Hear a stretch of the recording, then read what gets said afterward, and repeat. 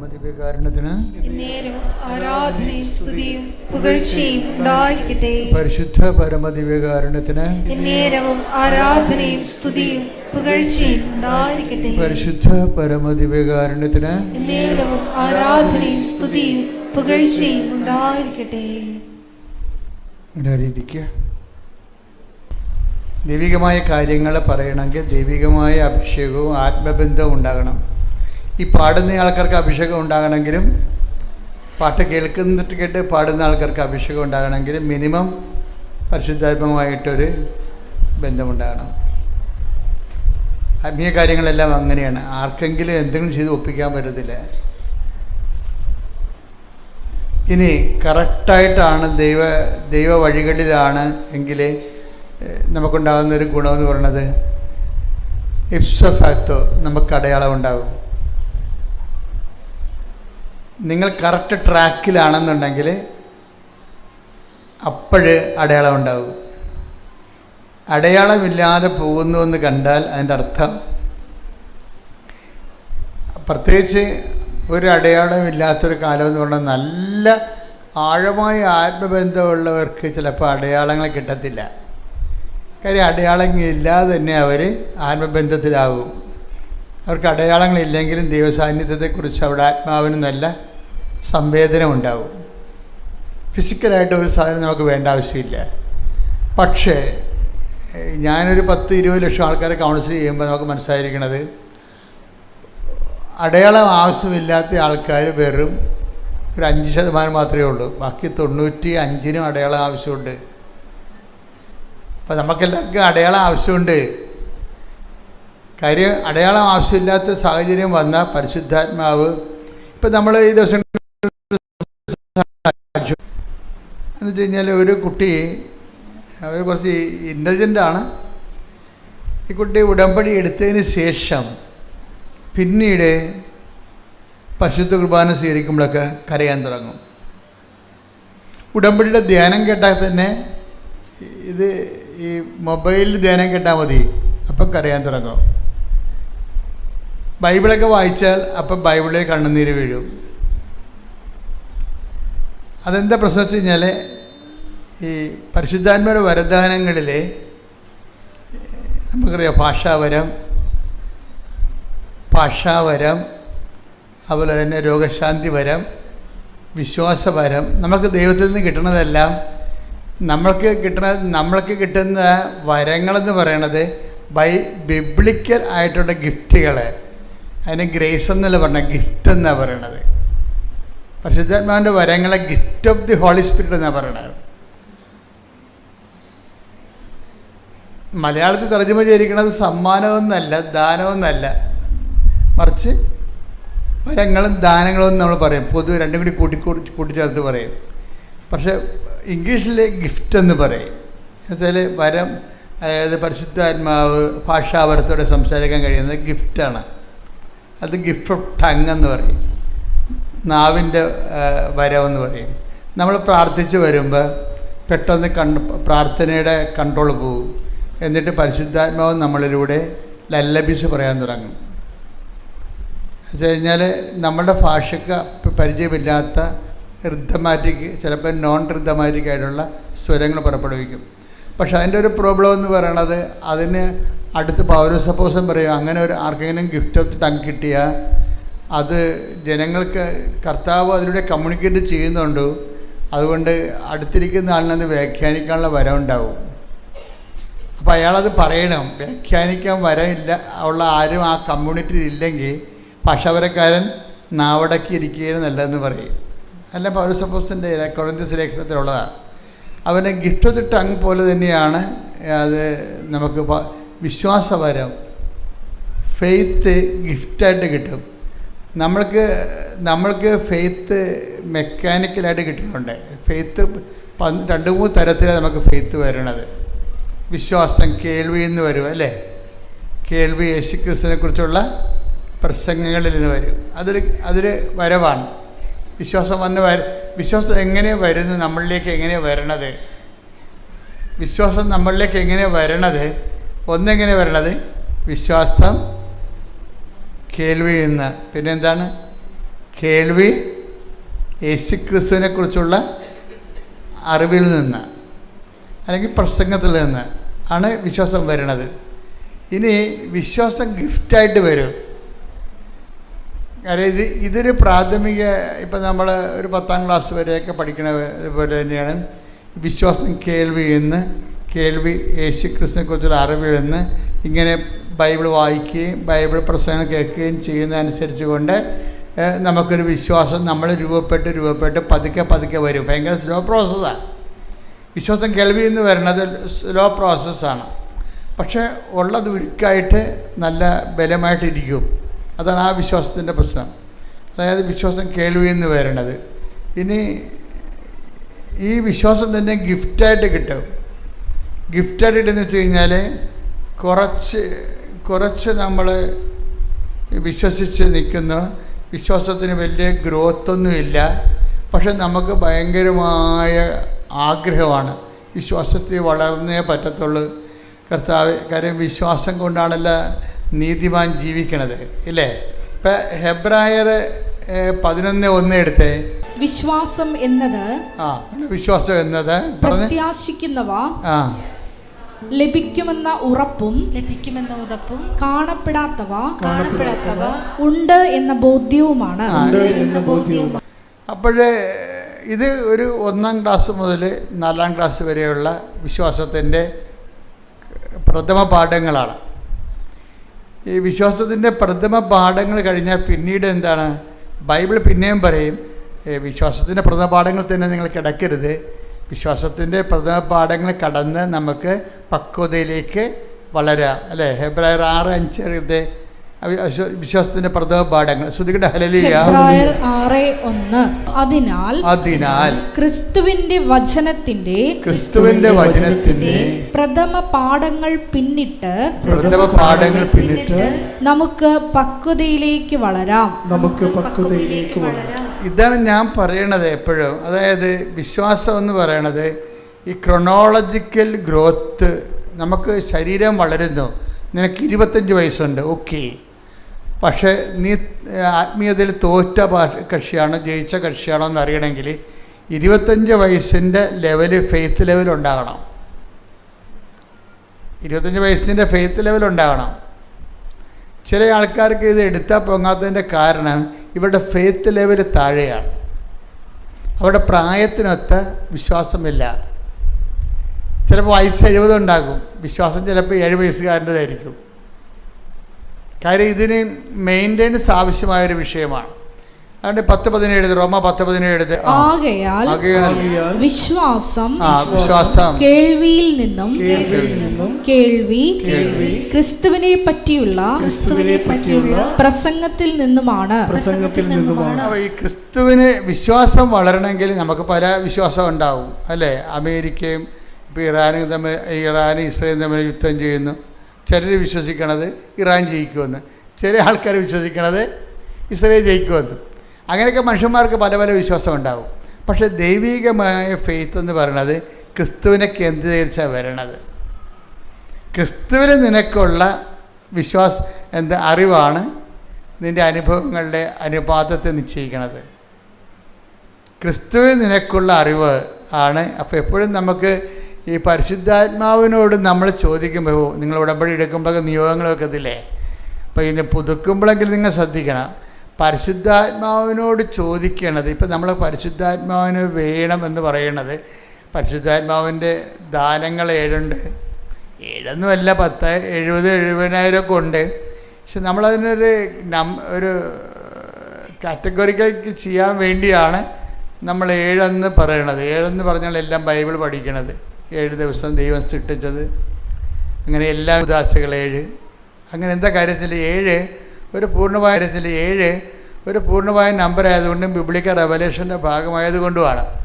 അപ്പോൾ ഈ വിശ്വാസം ഇപ്പോൾ 7 ദാനങ്ങളെന്ന് പറയുമ്പോൾ 70 ദാനങ്ങളും 700, 7000 ദാനങ്ങളുണ്ട്. അത് നമ്മൾ വളരുന്നതനുസരിച്ച്. പക്ഷേ ബേസിക്കായിട്ട് ഈ ദാനങ്ങളുടെ വേഷപ്പകർച്ചകളോ അല്ലെങ്കിൽ വളർച്ചാരൂപങ്ങളോ ഒക്കെ ആയിരിക്കും മറ്റു ദാനങ്ങളെന്ന് പറയണത്. അപ്പോൾ ഈ യേശുക്രിസ്തുവിൽ ഇപ്പം നിങ്ങളെ ഒരു സബ്ജക്റ്റ്, നിങ്ങളിപ്പോൾ ഉടമ്പടി ചെയ്യുന്നു നമ്മളെല്ലാവരും, ഭൗതികമായ വിഷയങ്ങളാണ് വെച്ചിരിക്കുന്നത്. ചിലർ വസ്തു വിൽക്കാൻ വയ്ക്കും, അല്ലേ? ചില ആൾക്കാർ കല്യാണം കഴിക്കാൻ വേണ്ടി ഉടമ്പടി ചെയ്യും, ചിലർ പരീക്ഷ ജയിക്കാൻ വേണ്ടി ഉടമ്പടി ചെയ്യും, ചിലർ കേസ് മാറാൻ വേണ്ടി ഉടമ്പടി ചെയ്യും. ഓക്കെ, ഇതെല്ലാം നമുക്ക് ആവശ്യമാണ്. ഇത് വെള്ളം പോലെ ഇരിക്കും സംഭവം. വിഷയങ്ങളെല്ലാം വെള്ളം പോലെയാണ്. വള്ളം ഇങ്ങനെ പോകണമെന്നുണ്ടെങ്കിൽ എന്ത് വേണം? വെള്ളം വേണം, അല്ലേ? വള്ളം ഇങ്ങനെ പോകണമെന്നുണ്ടെങ്കിൽ വെള്ളം വേണം. വിശ്വാസം വളരണമെങ്കിൽ വിഷയങ്ങൾ വേണം. അപ്പോൾ നമ്മളെ സംബന്ധിച്ച് പറഞ്ഞാൽ മനസ്സിലാകുന്നില്ലേ? വിശ്വാസം വളരണമെന്നുണ്ടെങ്കിൽ വിഷയങ്ങൾ വേണം, ജീവിത വിഷയങ്ങൾ വേണം. ഒരു വിഷയമില്ല എന്നുണ്ടെങ്കിൽ നമുക്ക് വിശ്വാസം വളർത്തിയെടുക്കാൻ, ഇപ്പം നമ്മൾ കളർ എന്ന് പറയണത് നിറം. വാട്ട് ഈസ് കളർ എന്ന് പറഞ്ഞു കഴിഞ്ഞാൽ നമ്മൾ നീല പച്ച എന്നൊക്കെ പറയുമ്പോൾ അതിൻ്റെ പേരല്ലേ. What is colour? ഇന്ന് നമുക്ക് അത് ശരിക്കും പറഞ്ഞാൽ അത് ഫിസിക്സിൻ്റെ സബ്ജക്റ്റാണോ കെമിസ്ട്രിയുടെ സബ്ജക്റ്റാണോ? രണ്ടും അതിൻ്റെ അകത്തുണ്ട്. കെമിസ്ട്രിയുടെ കണ്ടൻറ്റും ഉണ്ട്, ഫിസിക്സിൻ്റെ കണ്ടൻറ്റും കളറിലുണ്ട്. പക്ഷേ കളർ എന്താണെന്ന് ആർക്കും അറിയത്തില്ല. കളറ് പച്ചയെന്ന് പറയുമ്പോൾ നമ്മളതിൻ്റെ ഇൻറ്റൻസിറ്റി, നമ്മളെ ഒരു കണ്ണ് ഒരു വസ്തുവിനെ സംവേദനമാക്കുമ്പോഴുണ്ടാകുന്ന ഡിസ്റ്റൻസ് അനുസരിച്ചുള്ള ഇൻറ്റൻസിറ്റിയിലുണ്ടാകുന്ന അനുഭവ തലങ്ങളെയാണ് കളർ എന്ന് പറയണത്. പക്ഷേ നമ്മൾ ബൈബിൾ ബ്രൗൺ കളർ എന്നല്ല പറയണത്. ബൈബിൾ ബ്രൗൺ ആണെന്ന് പറഞ്ഞു കഴിഞ്ഞാൽ അതിൻ്റെ കൂടെ പറ്റിച്ചേർന്നിരിക്കുന്നത് നമുക്ക് ബ്രൗൺ പോലെ മനസ്സിലാകുന്നു. മനസ്സിലായില്ലേ? ബ്രൗൺ പോലെ മനസ്സിലാകും. ഇതുപോലെയാണ് വിശ്വാസത്തെ സംബന്ധിച്ചിടത്തോളം. വിശ്വാസം പലപ്പോഴും സാധാരണ മനുഷ്യർക്ക് വിഷയബന്ധിയാണ്. ഒരു വിഷയം എന്താണ്? ഒരു വിഷയം, നമ്മൾ പരീക്ഷ, അല്ലെങ്കിൽ കല്യാണം, അല്ലെങ്കിൽ മക്കളില്ല എന്നിപ്പോൾ കഴിഞ്ഞ ദിവസം കൊണ്ട് ഒരു സാക്ഷ്യം എന്ന് പറയുന്നത് വിശ്വാസം കാണപ്പെടാത്തതുണ്ട് എന്നുള്ളതാണ്, അല്ലേ? നമ്മൾ വായിച്ചില്ലേ? ഹെബ്രായർ എന്താ പറഞ്ഞത്? ഹെബ്രായർ 11:1 എന്താ പറഞ്ഞത്? വിശ്വാസം പറഞ്ഞ് വിശ്വാസം കാണപ്പെടാത്തത് ഉണ്ട്. പിന്നെ എന്താണ്? പ്രത്യാശിക്കുന്നവ ലഭിക്കുമെന്ന ലഭിക്കുമെന്നുള്ള ഉറപ്പാണ്. അപ്പം കാണപ്പെടാത്ത സാധനത്തിനെ കാണപ്പെടുന്ന പരുവത്തിലേക്ക് മാറ്റിയെടുക്കുന്നതിന് ഉപയോഗിക്കുന്ന പവറാണ് വിശ്വാസം എന്ന് പറയണത്. കാണപ്പെടുന്നില്ല, ആ സംഭവമില്ല. കഴിഞ്ഞ ദിവസങ്ങളിൽ ഒരു സാക്ഷിയുടെ പറഞ്ഞത് ഒരു കുഞ്ഞിനെ, അത് 14 വയസ്സായി, 14 വയസ്സായിട്ടും ഗർഭപാത്രം ഇല്ല. അപ്പം അമ്മയ്ക്ക് ഭയങ്കര കരച്ചിൽ. കാര്യം എന്താ? ഗർഭപാത്രം ഇല്ലെങ്കിൽ ഉള്ള അവസ്ഥ എന്താ? ഇങ്ങനെ നമുക്ക് സങ്കീർണങ്ങളും മനസ്സിലാക്കാൻ പറ്റാത്തവരുടെ ജീവിത അനുഭവ തലങ്ങൾ നിൽക്കുമ്പോൾ വിശ്വാസമാണ് നമുക്ക് ആശ്വാസം നൽകണത്. എന്താണ് വിശ്വാസം? നമ്മൾ എന്ത് പറയും? കാണപ്പെടാത്തത് ഉണ്ട്. ഉണ്ട്. പിന്നെന്താണ്? പ്രത്യാശിക്കുന്നവ ലഭിക്കും. വിശ്വാസത്തിൻ്റെ റോൾ എന്താ? What is the role of faith? അത് കാണപ്പെടാത്തത് ഉണ്ട്. നമ്മളെ സംബന്ധിച്ചിടത്തോളം നമുക്ക് വേണ്ട പല സാധനങ്ങളും കൺമുമ്പിലില്ല. ഈ കൊടുത്ത പോയിന്റ്, നമുക്ക് വേണ്ട പല സാധനങ്ങളും കൺമുമ്പിലില്ല. പക്ഷെ നമ്മൾ ദൈവത്തെ കക്ഷി ചേർത്തുകൊണ്ട് നമ്മൾ വിശ്വസിക്കുന്നു. It is there. അതാണ് നമ്മൾ പറയണത്. കർത്താവിൻ്റെ കൈകളിലെന്നാണ് നമ്മൾ പറയണത്. കാണപ്പെടാത്തത് നമുക്ക് ആവശ്യമുള്ളത് ഇപ്പം നമ്മുടെ കൺമുമ്പിലില്ല. പക്ഷെ നമ്മൾ എന്ത് പറയും? കർത്താവിൻ്റെ കൈകളിൽ ഉണ്ട് എന്ന് പറയും. കാണപ്പെടാത്തത് ഉണ്ട് എന്ന് വെച്ചാൽ ബൈബിൾ ഉദ്ദേശിക്കുന്നത് ദൈവത്തിൻ്റെ കൈകളിലുണ്ടെന്നാണ്. അതാർക്ക് കിട്ടും? പ്രത്യാശിക്കുന്നവർക്ക് ലഭിക്കും. പ്രത്യാശിക്കുന്നവർക്ക്. ശരിക്കും പറഞ്ഞാൽ വിശ്വാസത്തെ ആക്ടിവേറ്റ് ചെയ്യണത് ഈ പ്രത്യാശയാണ്. നമ്മൾ ഉടമ്പടി ചെയ്യണമെന്ന് വെച്ച് കഴിഞ്ഞാൽ നമ്മളെ പ്രത്യാശയെയും വിശ്വാസത്തെയും മെറ്റീരിയലൈസ് ചെയ്യാൻ വേണ്ടിയുള്ള എഫിഷ്യൻസിയാണ് ഉടമ്പടി കാഴ്ചവെക്കുന്നത്. അത് ഞാൻ വളരെ ലളിതമായിട്ട് പറയാം. ബുദ്ധിയുള്ളവരും കുറച്ചുകൂടി വിദ്യാഭ്യാസം കൂടുതലുള്ളവരും അച്ഛൻ ആദ്യം പറഞ്ഞ ഫോളോ ചെയ്യണം. രണ്ടാമത് പറയണത് അതിൽ താഴെ ഗ്രാസ്പിംഗ് പവർ ഉള്ളവർക്കാണ്. എന്ന് വെച്ച് കഴിഞ്ഞാൽ ഈ വിഷയത്തെ സംബന്ധിച്ചിടത്തോളം വിശ്വാസം എന്നത് കാണപ്പെടാത്തതുണ്ട്. നമ്മുടെ കയ്യിലില്ല, പക്ഷേ കർത്താവിൻ്റെ കയ്യിലത് ഉണ്ട്, അല്ലേ? ഇനി എന്ത് ചെയ്യണം? വിശ്വാസം എന്നത് കാണപ്പെടാത്തതുണ്ട്, പ്രത്യാശിക്കുന്നവ ലഭിക്കുമെന്നുള്ള ഉറപ്പ്. ഈ പ്രത്യാശ ആരിലാണ്? ദൈവത്തിലാണ് പ്രത്യാശിക്കുന്നത്. ഈ പ്രത്യാശയ്ക്ക് നമ്മൾ ഇൻവെസ്റ്റ് ചെയ്യണത് എന്താണ്? നമ്മുടെ പ്രത്യാശയുടെ പ്രകടിപ്പിക്കുന്നതിന് നമ്മൾ ഉപയോഗിക്കുന്നതാണ് വിശ്വാസം. പിന്നെന്താണ്? വിശ്വാസം, അതാണ് ഈ പ്രാർത്ഥന. ഞാൻ ചില പ്രാർത്ഥനക്കാരെ ഞാൻ ശരിക്കും വഴക്കിടും. എന്താ കാര്യം? അവർ 60 വർഷമായാലും പ്രാർത്ഥന തന്നെയാണ് ഇൻസ്ട്രുമെൻ്റായിട്ട് കൊണ്ടു നടക്കുന്നത്. 60 വർഷമായാലും അവർക്ക് പ്രാർത്ഥന, അവർക്കതേ അറിയാൻ പാടുള്ളൂ. പക്ഷെ ഒരു മേജർ സബ്ജക്റ്റിനെ അഡ്രസ്സ് ചെയ്യാൻ പ്രാർത്ഥന ചിലപ്പോൾ പരാജയമായിരിക്കും. എന്താ കാര്യം? പ്രാർത്ഥന വർക്കൗട്ട് ചെയ്യേണ്ടത് വിശ്വാസത്തിലാണ്. അത് ദൈവിക പുണ്യത്തിൻ്റെ ആദ്യ ഭാഗമേ ആകുന്നുള്ളൂ. 2ാം ഭാഗം എന്താണ്? പ്രത്യാശയാണ്. 3ാം ഭാഗം എന്താണ്? സ്നേഹമാണ്. മനസ്സിലായില്ലേ? ഈ എപ്പോഴും നമ്മൾ ശ്രദ്ധിക്കേണ്ടത് സ്നേഹം, അതായത് ചില വിശ്വാസം ചില വിഷയങ്ങൾ പ്രാർത്ഥനയാൽ പ്രവർത്തനക്ഷമമാകും. ഈ കൊണ്ട് ഒരു 10 ജപമാല ചൊല്ലിയാൽ പ്രവർത്തനക്ഷമമാകും, പ്രാർത്ഥനയാൽ പ്രവർത്തനക്ഷമമാകും. ചിലത് അതിനേക്കാൾ മേജറാണത് പ്രാർത്ഥന കൊണ്ട് നിൽക്കത്തില്ല. മനസ്സിലായില്ലേ? പിശാസിനെ പുറത്താക്കുന്ന കാര്യം പറയുമ്പോൾ എന്തുകൊണ്ടാണ് ഞങ്ങൾക്ക് പിശാസിനെ പുറത്താക്കാൻ കഴിയാതിരുന്നതെന്ന് പറയുമ്പോൾ അതൊന്ന് വായിച്ചേ, ആ ഭാഗം ഒന്ന് വായിച്ചേ. കർത്താവ് താപോലിൽ നിറങ്ങുന്നില്ലേ? നിങ്ങൾ ശ്രദ്ധിച്ച് കേൾക്കണം കേട്ടോ. ഇത് ഇത്തിരി പാടുള്ള പരിപാടിയാണ്. എന്നാലും അറിയണം, ഉടമ്പടിയിലേക്ക് ഇങ്ങനെ 10 100 ധ്യാനം കൂടിയെന്ന് പറയുമ്പോൾ ആദ്യത്തെ ധ്യാനം തന്നെ ഞാൻ പറഞ്ഞുകൊണ്ടിരുന്നു കഴിഞ്ഞാൽ നിങ്ങൾ ഈ പറഞ്ഞ പോലെ വിശ്വാസത്തിന് ബാലപാഠങ്ങളിൽ കിടക്കും. ഉടമ്പടിയുടെ പുതുക്കൽ കൂടുന്നതനുസരിച്ച് കൊണ്ട് നിങ്ങൾ ഗ്രേഡ് വർദ്ധിക്കണം, കപ്പാസിറ്റി വർദ്ധിക്കണം. അതൊന്ന് വായിച്ചേ. തുല്യം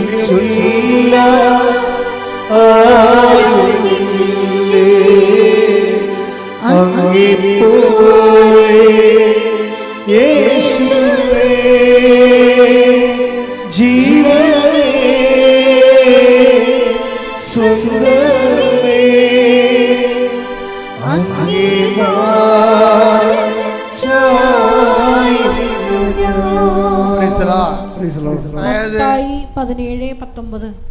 മത്തായി 17:19 വായിച്ചോളൂ. അനന്തരം ശിഷ്യന്മാർ തനിച്ച് യേശുവിനെ സമീപിച്ച്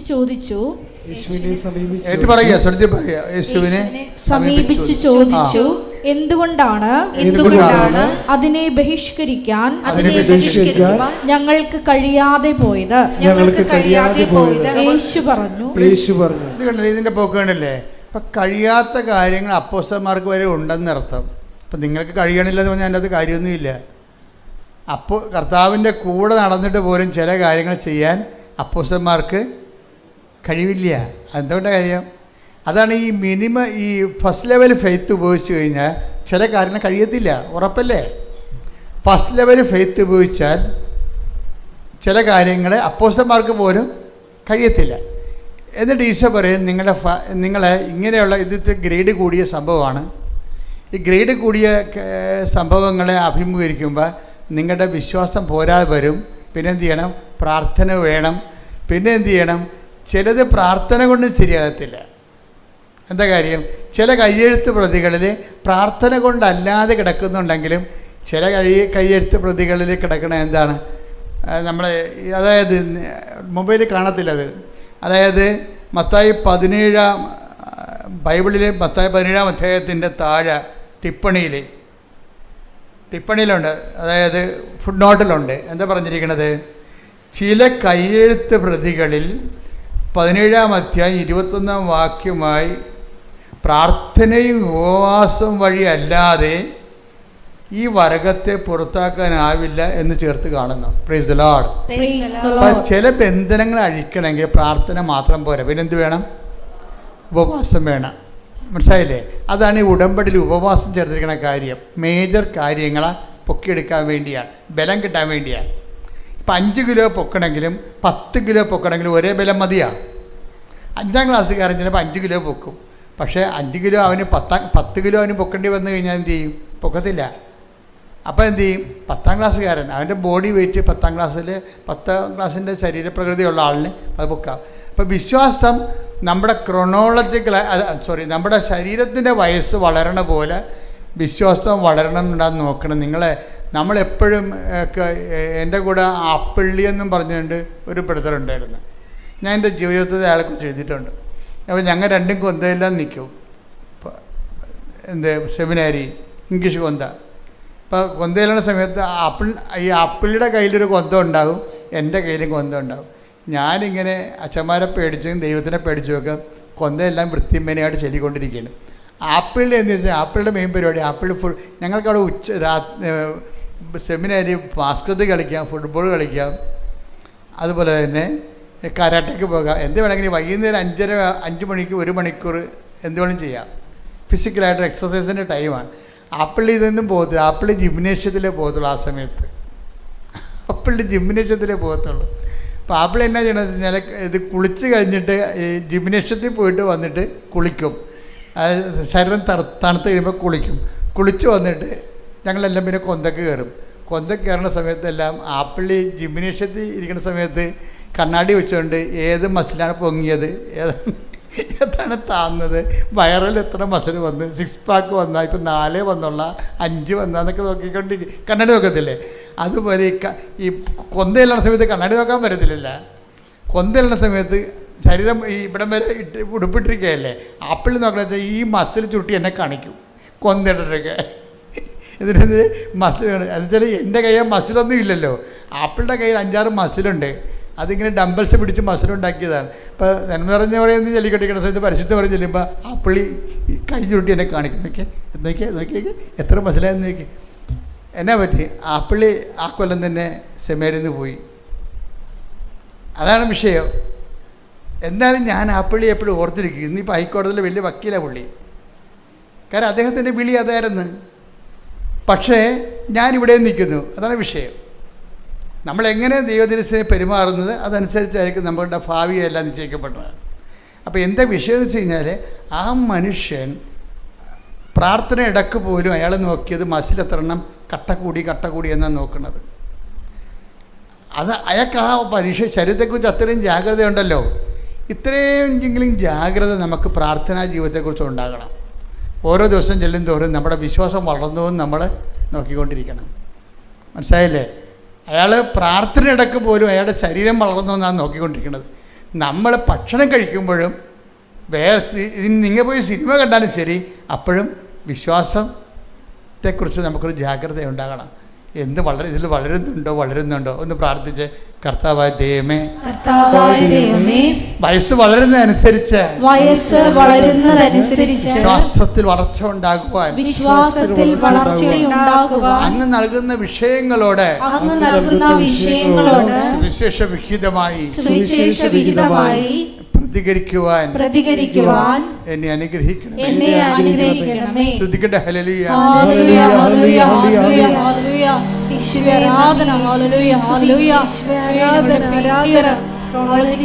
മുകളിലായി ഇപ്പോഴും നിൽക്കുവാൻ ആരാധനയിലൂടെ അധിക അഭിഷേകം ഞങ്ങൾക്ക് നൽകണമേ. Hallelujah, hallelujah. പരിശുദ്ധ പരമദിവ്യകാരുണ്യത്തിന് ആരാധനയും സ്തുതിയും പുകഴ്ചയും ഉണ്ടായിരിക്കട്ടെ. പരിശുദ്ധ പരമദിവ്യകാരുണ്യത്തിന് ആരാധനയും സ്തുതിയും പുകഴ്ചയും ഉണ്ടായിരിക്കട്ടെ. അതായത് നമ്മളിപ്പോൾ സംസാരിച്ചുകൊണ്ടിരിക്കുന്നത് വിശ്വാസത്തിൻ്റെ വളർച്ചയുടെ ഘട്ടങ്ങളെയാണ്. നമ്മൾ ഉടമ്പടിയിൽ ഇപ്പം നേരത്തെ എന്താ പറഞ്ഞത്? വിശ്വാസം കേൾവിയിൽ നിന്നും അല്ലേ എന്നല്ലേ പറഞ്ഞത്? അതേതാണ് വചനം? റോമ 10:17. വിശ്വാസം കേൾവിയിൽ നിന്നും, കേൾവി യേശുക്രിസ്തുവിനെ കുറിച്ചുള്ള പ്രസംഗത്തിൽ നിന്നും. അതാണ് ഈ പ്രഥമ പാഠം എന്ന് പറയണത്. വിശ്വാസത്തിൻ്റെ പ്രഥമ പാഠമാണ്. ഇനി എന്താ പറയുന്നത്? വിശ്വാസം കേൾവി എന്ന് പറയുമ്പോൾ അറിവാണ്. മനസ്സിലായില്ലേ? വിശ്വാസം അറിവിൽ നിന്ന്, യേശുക്രിസ്തുവിനെ കുറിച്ചുള്ള അറിവിൽ നിന്ന് കിട്ടിയാൽ കുറച്ച് നമുക്ക് ഈ അറിവ് വെച്ച് പ്രാർത്ഥിക്കാൻ പറ്റും. മനസ്സിലായി? വിശ്വാസം കേൾവി എന്ന് പറയുമ്പോൾ നമ്മൾ വിശ്വാസം ക്രിസ്തുവിനെ കുറിച്ചുള്ള പ്രസംഗം എന്ന് പറയുമ്പോൾ ക്രിസ്തുവിനെ കുറിച്ചുള്ള അറിവാണത് അല്ലേ? അപ്പോൾ ബൈബിൾ വായിച്ചാലും ബൈബിൾ പ്രസംഗം കേട്ടാലും നമുക്ക് എന്താ സംഭവിക്കുന്നത്? യേശുക്രിസ്തുവിനെ കുറിച്ചുള്ള അറിവ് കിട്ടും ഇല്ലേ? അങ്ങനെ വിശ്വാസം അറിവിൽ നിന്നും, ഇപ്പോൾ വിശ്വാസം അറിവിൽ നിന്നും, ഈ അറിവ് വെച്ച് നമുക്ക് എന്ത് ചെയ്യാൻ പറ്റും? അറിവ് വെച്ച് നമുക്ക് പ്രാർത്ഥിക്കാൻ പറ്റും ഇല്ലേ? അത് ലെവലാണ്.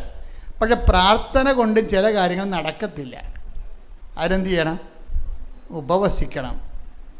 അതാണ് 17:21. പ്രാർത്ഥന കൊണ്ടും ചില ഗ്രേഡുകൾ, അതായത് ചില ബന്ധങ്ങൾ, ആ പിശാചിനെ ഉപേക്ഷിക്കാൻ ഒഴിപ്പിക്കാൻ പത്തോസിന് പോലും കഴിഞ്ഞില്ല. അപ്പോൾ അവർ ചോദിച്ച ഒരു പ്രോബ്ലം ഉണ്ടല്ലോ, കർത്താവിനോട് ചോദിച്ചേ, കർത്താവ് എൻ്റെ വിശ്വാസം വളർച്ചയിലൊരു പ്രോബ്ലം ഉണ്ട്, എന്തുകൊണ്ടാണ് ഞങ്ങൾക്കതിനെ ഒഴിപ്പിക്കാൻ ആ ഒരു പ്രശ്നത്തിൽ നിന്ന് രക്ഷപ്പെടാൻ കഴിയാതിരുന്നത്? അപ്പം നിങ്ങൾ പല പ്രശ്നങ്ങൾ എഴുതിയിട്ടില്ലേ ഉടമ്പടിയിൽ, ഇല്ലേ? ചിലത് നിങ്ങൾക്ക് നടക്കത്തില്ല. അതെന്താ കാരണം? അതാണ് അപ്പോസ്തലന്മാർ ചോദിക്കണത്, എന്തുകൊണ്ടാണ് ഞങ്ങൾക്കതിനെ ഒഴിപ്പിക്കാൻ കഴിയാതിരുന്നതുകൊണ്ട്? അപ്പോൾ കർത്താവ് എന്താ പറയണത്? നിങ്ങൾക്ക് വിശ്വാസം കുറവേ ഉള്ളൂ, അതാണ് കാരണം, അല്ലേ? അതിന് മറുപടി പറഞ്ഞത് എന്താണ്? 17:20.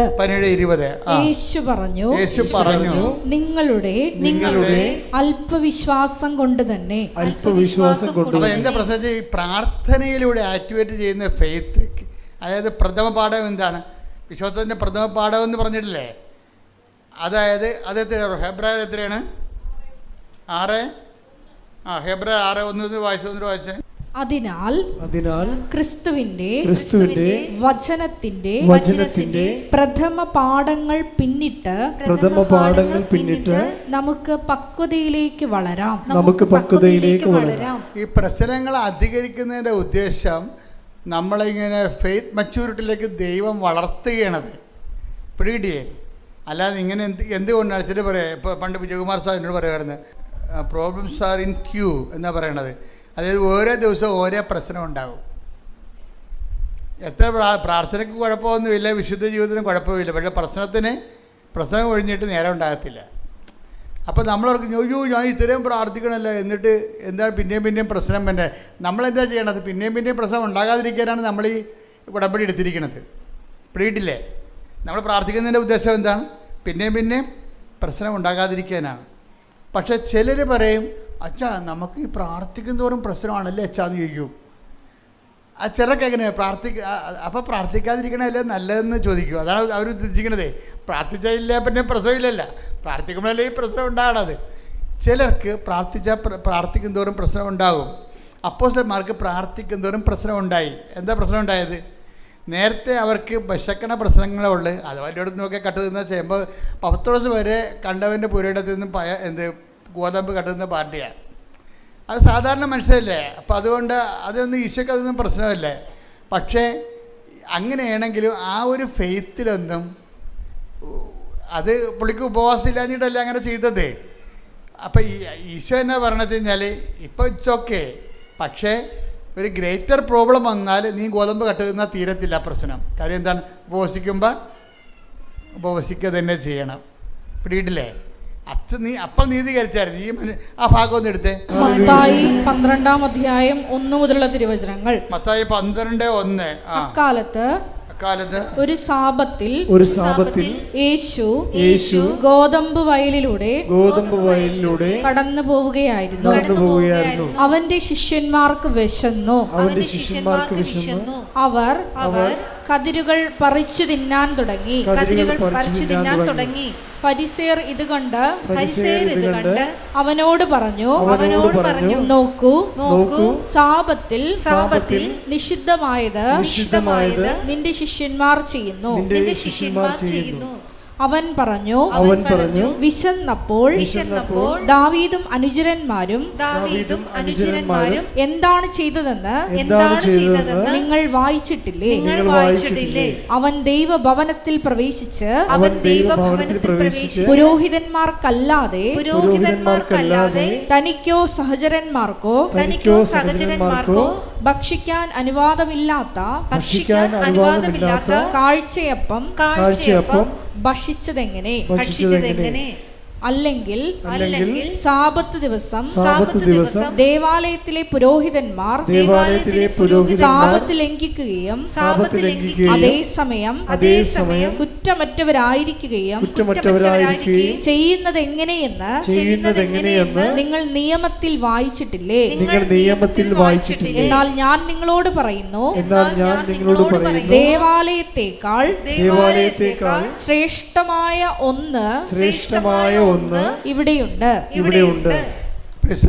ഇതിൻ്റെ ഒരു വിഷയം എന്ന് പറഞ്ഞാൽ വളരെ ശ്രദ്ധിച്ചിരിക്കണേ. അതായത് ഇപ്പോഴും ഉപവാസത്തെ ഈശോ കോംപ്രമൈസ് ചെയ്യുകയാണ്. എന്താ കാര്യം? അവർക്ക് വിശന്നു, അവർ ഭക്ഷണം കഴിച്ചു. അവിടെ കയ്യില്ലായിരുന്നു.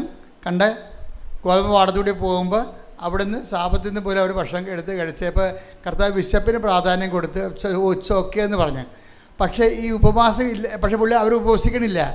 പക്ഷെ ഉപവാസം ഇല്ലാതെ ഇങ്ങനെ തിന്ന് നടന്നാൽ ചില സമയത്ത് അത് ഓക്കെ ആകത്തില്ല. അതുകൊണ്ടാണ് പിശാച് ബാധനെ കൊണ്ടുവരുന്നത്. പിടിയിട്ടില്ലേ? ഈ ഗോതമ്പ് കണ്ടവൻ്റെ വീട്ടിൽ നിന്ന് വരെ ഗോതമ്പും കണ്ടതിൽ നടന്ന പാർട്ടി ഒരു മേജർ പ്രോബ്ലം വന്നാൽ ഇവർ ജപ അടിക്കേണ്ടി വരും. പക്ഷെ അവരെന്നിട്ട് ആ പിശാച് ബാധന ഇവരെ മണ്ണും കുത്തി എറിഞ്ഞിട്ട് ഓടിച്ചു കളഞ്ഞു. ഇവരോടി. പിശാച് ബാധന ഓടിയില്ല, ഇവരോടി. അവർക്ക് വലിയ ക്ഷയമായി. ഉപവാസത്തിൽ നിങ്ങൾ ഉപവാസം ഉടപ്പിയാൽ എപ്പോഴെങ്കിലും നിങ്ങൾക്ക് ക്ഷയമുണ്ടാവും. എന്താ കാര്യം? ഒരു മേജർ പ്രോബ്ലം വരണതിൻ്റെ ഉദ്ദേശം നിങ്ങൾ ഉപവസിച്ച് ബലം പ്രാപിക്കാൻ വേണ്ടിയാണ് വരണത്. അപ്പോൾ അപ്പോസ്തലന്മാർ വന്ന് ചോദിച്ചു. അതെവിടെയാണ് ചോദിച്ചിരിക്കണേ? മത്തായി 17:19. അനന്തരം ശിഷ്യന്മാർ തനിച്ച് യേശുവിനെ സമീപിച്ച് ചോദിച്ചു, എന്തുകൊണ്ടാണ് അതിനെ ബഹിഷ്കരിക്കാൻ ഞങ്ങൾക്ക് കഴിയാതെ പോയത്? യേശു പറഞ്ഞു, നിങ്ങളുടെ അല്പവിശ്വാസം കൊണ്ട് തന്നെ. അപ്പോൾ ഉപവാസത്തിൽ സ്കൾക്കിങ് ഉണ്ടാക്കുന്നത് എന്തുകൊണ്ടാണ്? അല്പവിശ്വാസമാണെന്ന് മനസ്സിലായില്ലേ? ഇപ്പം ഇതിങ്ങനെയാണ് കർത്താവ് നമ്മളെ പഠിപ്പിക്കുന്നത്. ഇപ്പം നിങ്ങൾ ഉപവസിക്കണില്ല, ഉഴപ്പി. അപ്പോൾ നിങ്ങൾ പറയാം, ആൾക്ക് 60 വയസ്സായി, എനിക്ക് ഉപവസിക്കേണ്ട കാര്യമില്ലെന്ന് പറയും. ഒരാൾ പറയാം, എനിക്ക് രോഗമാണ്, സഭ പറഞ്ഞിട്ടുണ്ട് രോഗികൾക്ക് ഉപവസിക്കേണ്ട കാര്യമില്ലെന്ന്. അപ്പോൾ എന്തെങ്കിലും മുട്ടായി കുത്തിയൊക്കെ എടുത്തിട്ട് മുടന്തന്യായം പറഞ്ഞിട്ട് നമ്മൾ ഉത്തരവാദിത്വം സ്കൾക്ക് ചെയ്യും. അതിൻ്റെ കാര്യം എന്താണ്? എന്തുകൊണ്ടാണ് ചെയ്യാൻ പറ്റാവന്? അല്പവിശ്വാസമാണ്. ചില ഉടമ്പടി എടുക്കുന്നുണ്ട്, പക്ഷെ ഉപവസിക്കണില്ല. അതിൻ്റെ കാര്യം എന്താ? അപ്പോൾ നിങ്ങൾക്ക് മേജർ പ്രോബ്ലത്തെ കൈകാര്യം ചെയ്യാൻ പറ്റത്തില്ല. എന്തുകൊണ്ടാണ് ഞങ്ങൾക്ക് അതിനെ ബഹിഷ്കരിക്കാൻ കഴിയാതിരുന്നത്? ഇപ്പോൾ കർത്താവ് എന്താ പറയണത്? 17:21.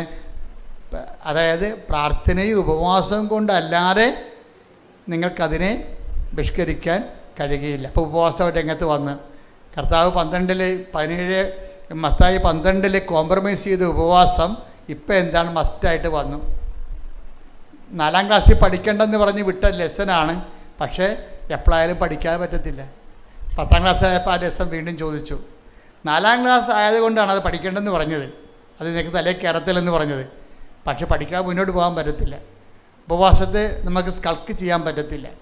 ഇനി എന്താ പ്രോബ്ലം എന്ന് വെച്ച് കഴിഞ്ഞാൽ, ഉപവാസവും പ്രാർത്ഥനയെന്ന് പറയുമ്പോഴും വരുന്നൊരു വിശ്വാസം എന്ന് പറയുന്നത്, പ്രാർത്ഥനയെന്ന് പറഞ്ഞാൽ വിശ്വാസം കൊണ്ടല്ലേ ആൾക്കാർ പ്രാർത്ഥിക്കണത്. പിന്നെ എന്താണ്? ഉപവസിക്കണത് എന്താണ്? പ്രത്യാശിച്ച ആൾക്കാരെല്ലാവരും ഉപവാസത്തോടെയാണ് കർത്താവിനെ കാത്തിരുന്നത്. മനസ്സിലായില്ലേ? ഇപ്പം മാതാവൊക്കെ എന്ത് ഉപവാസത്തിൻ്റെ ആൾക്കാരാണ്. എല്ലാ ചേടത്തിമാരും എല്ലാ സ്ത്രീകളും കർത്താവ് ദൈവപുത്രൻ അവിടെ ഉദരത്തിൽ ജനിക്കുമെന്ന് വിചാരിച്ചുകൊണ്ട് ഉപവസിച്ചുകൊണ്ടിരുന്നതാണ്. ഉപവാസം എന്ന് പറഞ്ഞാൽ കാത്തിരിപ്പാണ് ഉദ്ദേശിക്കുന്നത്, പ്രത്യാശയാണ്. മനസ്സിലായില്ലേ? ഉപവാസം എന്ന് പറഞ്ഞാൽ എന്തിനാണ് നമ്മൾ ഉപവസിക്കുന്നത്? പ്രത്യാശയുടെ പ്രകട രൂപമാണ് ഉപവാസം. അല്ല പട്ടിണി എന്നിട്ട് നമ്മൾ വയറും കുഞ്ഞിട്ട് കർത്താവ് ഞാൻ കട്ടപ്പെട്ട കണ്ടില്ല കർത്താവ്, ഈ ത്യാഗങ്ങളും കണ്ട് കർത്താവ് എന്നെ എന്തെങ്കിലും സഹായിക്കും, അതിനല്ല ഉദ്ദേശിക്കുന്നത്. ഉപവാസം എന്ന് പറയുന്നത് പ്രത്യാശ എന്ന പുണ്യം ആക്ടിവേറ്റ് ചെയ്യണം. നമ്മൾ ആദ്യം പ്രാർത്ഥിച്ചു അല്ലേ? പ്രാർത്ഥന എന്താണ്? വിശ്വാസം എന്ന പുണ്യമാണ് പ്രാർത്ഥനയിലൂടെ നമ്മൾ ആക്ടിവേറ്റ് ചെയ്യണത്. ഉപവാസം എന്താണ്? പ്രത്യാശ എന്ന പുണ്യം നമ്മൾ ആക്ടിവേറ്റ് ചെയ്യും. കാരണം എന്താണ്? പിതാക്കന്മാർ എല്ലാവരും പ്രാർത്ഥിച്ച് ഉപവസിച്ചുമാണ് ദൈവത്തിൻ്റെ അനുഗ്രഹങ്ങളെ കാത്തിരുന്നത്. ഇന്ന് സ്തുതിക്കട്ടെ. ഹല്ലേലൂയ, ഹല്ലേലൂയ, ഹല്ലേലൂയ, ഹല്ലേലൂയ. യേശുവേ നന്ദി, ഹല്ലേലൂയ, ഹല്ലേലൂയ, ഹല്ലേലൂയ, ഹല്ലേലൂയ, ഹല്ലേലൂയ. പ്രാർത്ഥന എന്താണത്? വിശ്വാസത്തിൻ്റെ പ്രകടരൂപം. പ്രാർത്ഥന. ഉപവാസം എന്താണത്? പ്രത്യാശയുടെ പ്രകടരൂപം. നമ്മൾ ഉപവസിച്ചത് എന്താ അർത്ഥം? നമ്മൾ പട്ടിണി നിന്നിട്ട് ദൈവത്തിന് കിട്ടാനാ? ദൈവത്തിന് കിട്ടണത് നമ്മൾ ആ വിഷയത്തിൽ പ്രത്യാശ അർപ്പിക്കുന്നു എന്ന്. കർത്താവിൽ നമ്മൾ പ്രത്യാശ അർപ്പിക്കുന്നു. അതിന് പകരം അത് കർത്താവിൽ നമ്മൾ പ്രത്യാശ അർപ്പിക്കുന്നുവെന്ന് ദൈവത്തോട് പറയാൻ വേണ്ടിയാണ് നമ്മളെന്ത് ചെയ്യണത്? ഉപവസിക്കണത്. റെഡിയാ? അപ്പോൾ ഉപവസിക്കണത് എന്തിനാണ്? പ്രത്യാശ എന്ന പുണ്യം. ഇപ്പം നമ്മൾ ജപമാല പ്രാർത്ഥിക്കുമ്പോൾ എന്താ? ഞങ്ങൾ പ്രത്യാശ എന്ന പുണ്യം ഉണ്ടായി വർദ്ധിക്കുവാൻ നിരത്തിക്കുവാനോട് അപേക്ഷിക്കണമേ. അതുതന്നെയാണ് നമ്മൾ ഉപവസിച്ചുകൊണ്ട് ദൈവത്തോട് പറയുന്നത്. എന്താണ്? ഞാൻ ഉപവസിക്കുന്നു. കാര്യം എന്താണ്? നിന്നിലുള്ള എൻ്റെ പ്രത്യാശയെ ഞാൻ പ്രകടിപ്പിക്കുന്നു. മനസ്സിലായില്ലേ? അപ്പോൾ ഇപ്പോൾ ഓരോ പ്രോബ്ലംസിനും കറസ്പോണ്ടായിട്ടുള്ള മെഷീനറിയാണ് ഉപയോഗിക്കേണ്ടത്. ഇപ്പോൾ ചില സ്ക്രൂ ഒക്കെ തിരിക്കാൻ സ്ക്രൂ ഡ്രൈവർ ഒരു 8-ൻ്റെ സ്ക്രൂ ഉണ്ട്. സ്പാനർ എടുക്കുമ്പോൾ 8-ൻ്റെ സ്പാനർ എടുത്തതെന്ന് പറയത്തില്ലേ? അപ്പോൾ അത് 8-ൻ്റെ തിരിച്ച് കഴിഞ്ഞാൽ തുറക്കും. ചിലത് പറയും ഇത് 8-ൻ്റെ പിടിക്കണില്ല, 14-ൻ്റെ എടുക്കാൻ പറയും. അപ്പോൾ മെക്കാനിസ്റ്റുകൾ ഉടനെ 14-ൻ്റെ എടുത്ത് കൊടുക്കും. അപ്പോൾ 14 ഇട്ട് തിരിക്കും. അപ്പോൾ ചിലത് പ്രാർത്ഥന കൊണ്ട് നടക്കത്തില്ല, 8-നെ കൊണ്ട് നടക്കത്തില്ല.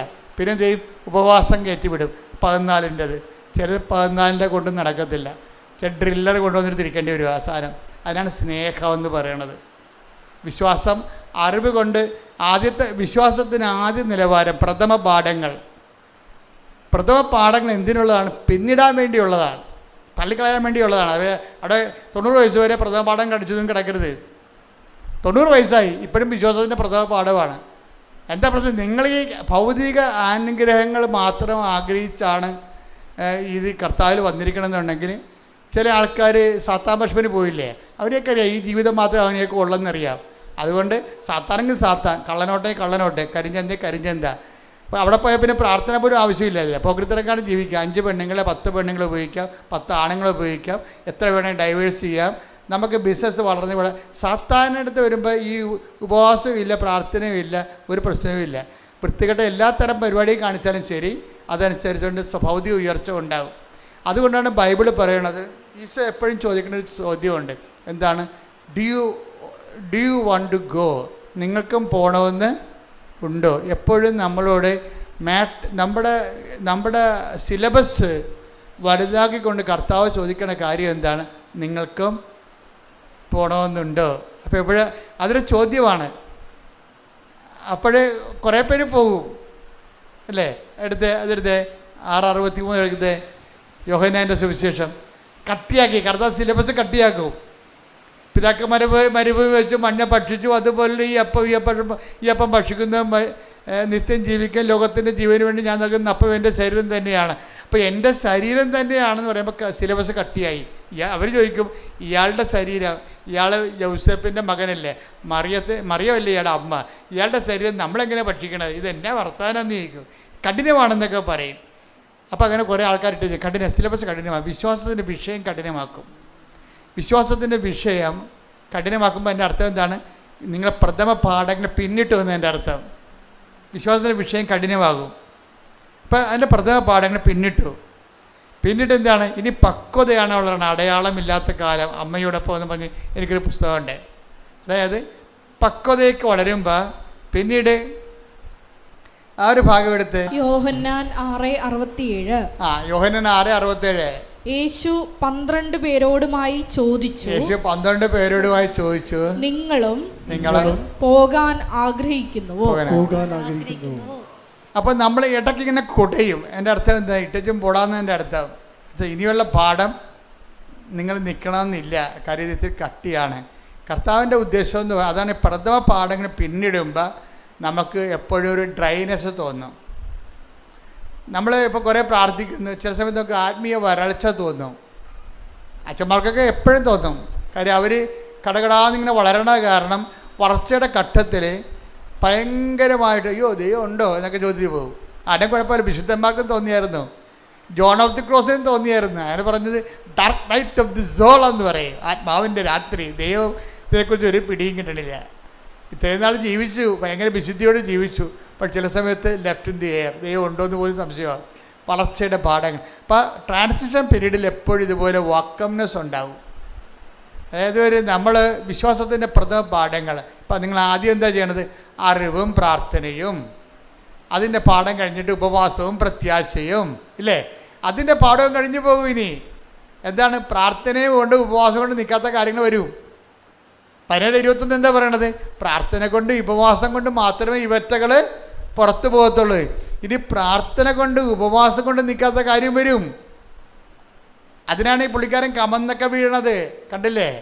ഗെത്സെമനി കമന്ന് വീഴുകയാണ്. പ്രാർത്ഥന കൊണ്ട് നിൽക്കണില്ല അവിടെ, പിന്നെ ഉപവാസം കൊണ്ട് നിൽക്കണില്ല. ആൾ രണ്ടും പ്രാർത്ഥനയും കഴിഞ്ഞ് ഉപവാസം കഴിഞ്ഞ് വരികയാണ്. ആൾ ആദ്യം പെസഹായ്ക്ക് പോലും ആൾ ഉപവാസത്തിലായിരുന്നു. അത് കഴിഞ്ഞ് ഗെത്സെമനി പ്രാർത്ഥനയായിരുന്നു. പെസഹ കഴിഞ്ഞപ്പോൾ എഴുന്നേറ്റ് നിന്ന് പ്രാർത്ഥിച്ചു. മൊത്തം പ്രാർത്ഥന ഉപവാസമാണ്. പക്ഷെ നിൽക്കണില്ല. ഇനി എന്താണ് വിശ്വാസത്തിലേക്ക് വരണത്?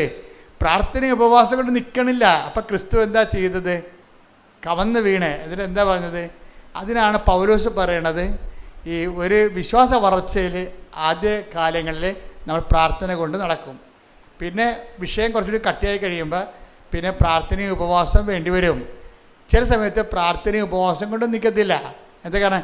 ചില കാര്യങ്ങൾക്ക് പ്രാർത്ഥന കൊണ്ടും പറ്റത്തില്ല, ഉപവാസം കൊണ്ടും പറ്റത്തില്ല. ചില ആൾക്കാർ പറയും ഞങ്ങൾ 33 വിശ്വാസപ്രമാണം ചൊല്ലി എന്നൊക്കെ പറഞ്ഞാലും അതൊക്കെ ഈ പ്രഥമ പാഠങ്ങളാണ്. അതിൻ്റെ അടുത്ത പാഠം പ്രത്യാശയുടെയാണ്, ഉപവാസമാണ്. അപ്പോൾ ചില ആൾക്കാർ പറയും ഞാൻ 33 ദിവസം ഉപവാസിച്ചെന്നൊക്കെ പറയും. ചിലപ്പോൾ അതിൽ നിൽക്കത്തില്ല. ക്രിസ്തുവിലല്ലേ വളരണത്.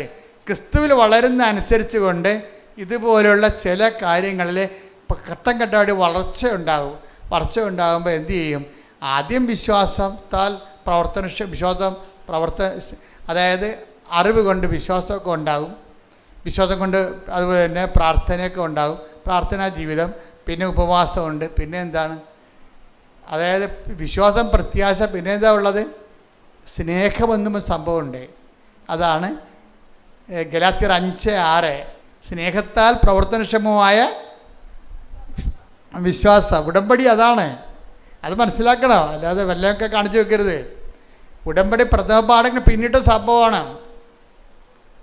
വിശ്വാസത്തിൻ്റെ നിലവാരം കഴിഞ്ഞു, പ്രാർത്ഥന കൊണ്ടും കഴിഞ്ഞു. അതാണ് മേജർ പ്രോബ്ലംസ് അഡ്രസ് ചെയ്യാൻ ഉടമ്പടിയെ പറ്റത്തുള്ളൂ. എന്താ കാര്യം? ഉടമ്പടി എന്താണ്? ഉടമ്പടി ഗലാത്യർ 5:6. അതെന്താണ്? അറിവ് കൊണ്ടല്ല അവിടെ വർക്കൗട്ട് ചെയ്യണം, വിശ്വാസം കൊണ്ടല്ല. പിന്നെ എന്താണ്? സ്നേഹം കൊണ്ടാണ്. വിശ്വാസം, പ്രത്യാശ, സ്നേഹം.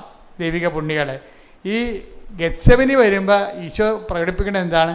സ്നേഹമാണ്. എന്താണ്? എല്ലാം അപ്പാനെ വിളിച്ച് അപ്പാക്ക് വേണ്ടി ജീവിച്ചൊക്കെ നടന്നെങ്കിലും സമയത്ത് അപ്പ കാല് മാറി, അപ്പായെ കാണാനില്ല. അപ്പോൾ എലോയ് ലമാസമക്താനി എന്ന് പറഞ്ഞ് കരഞ്ഞിട്ട് എന്തു ചെയ്യും? സ്നേഹം എല്ലാം വിശ്വസിക്കുന്നു. അപ്പം അങ്ങനെ പോകത്തില്ല. അപ്പ ഇവിടെ എവിടെയെങ്കിലും ഉണ്ട്. ഇപ്പോഴത്തെ അവസ്ഥയിൽ എന്നെ കാണാത്തതാണ്. അതാണ് എൻ്റെ ഇപ്പോഴത്തെ പാഠം. അതുകൊണ്ട് പറയും I come on my spirit. അത് ഭയങ്കര സംഭവമല്ലേ? അതാണ് ക്രിസ്തു കടന്നുപോയ വഴികൾ. ക്രിസ്തു ആണ് നമ്മുടെ സബ്ജക്റ്റ്. അപ്പം ക്രിസ്തു കടന്നുപോയെന്ന വഴികളനുസരിച്ച് കൊണ്ട് നമ്മുടെ ജീവിതാനുഭവങ്ങളെ നമ്മളെ ക്രിസ്തു കേന്ദ്രീകൃതമായിട്ട് വേണം ജീവിതാനുഭവങ്ങളെ വിലയിരുത്താൻ. മനസ്സിലായില്ലേ? അല്ലാതെ നിങ്ങൾ ഈ കഞ്ഞി ആൾക്കാരായിട്ട് നടക്കരുത്. വിശ്വാസത്തിൻ്റെ പ്രഥമ പാഠങ്ങൾ പിന്നിടാൻ വേണ്ടിയുള്ളതാണ്. ഓരോരോ ഉടമ്പടി പുതുക്കി കഴിയുമ്പോഴും വിശ്വാസത്തിൻ്റെ പ്രഥമ പാഠങ്ങൾ അടുത്ത ഘട്ടം പിന്നിടണം. ഇവർ നീല ഉടമ്പടിയോടും വളർന്നിട്ടില്ല. അത് ഭയങ്കര സംഭവമാണത്. ഇവരിപ്പോഴും പണ്ട് പേരക്കിടങ്ങൾക്ക് ആനയാണ് കൂനിയാണെന്നൊക്കെ പറഞ്ഞുകൊണ്ട് കരഞ്ഞു കൂപ്പി പണ്ട് പച്ച ഉടമ്പടി എടുത്ത കാലത്ത് എന്താണ് ഇവർ പറഞ്ഞത്, അത് ആ നിലവാരം തന്നെ ഈ പണ്ടാരത്തിന് ഇപ്പോഴും ഉള്ളത്. അതുകൊണ്ട് ഇനി കാണുമ്പോൾ തന്നെ എനിക്ക് പറയും കർത്താവിനെ പടി കൊടുക്കാൻ വേണ്ടി രാവിലെ വണ്ടിയും കയറി വന്നിരിക്കണമെന്ന്.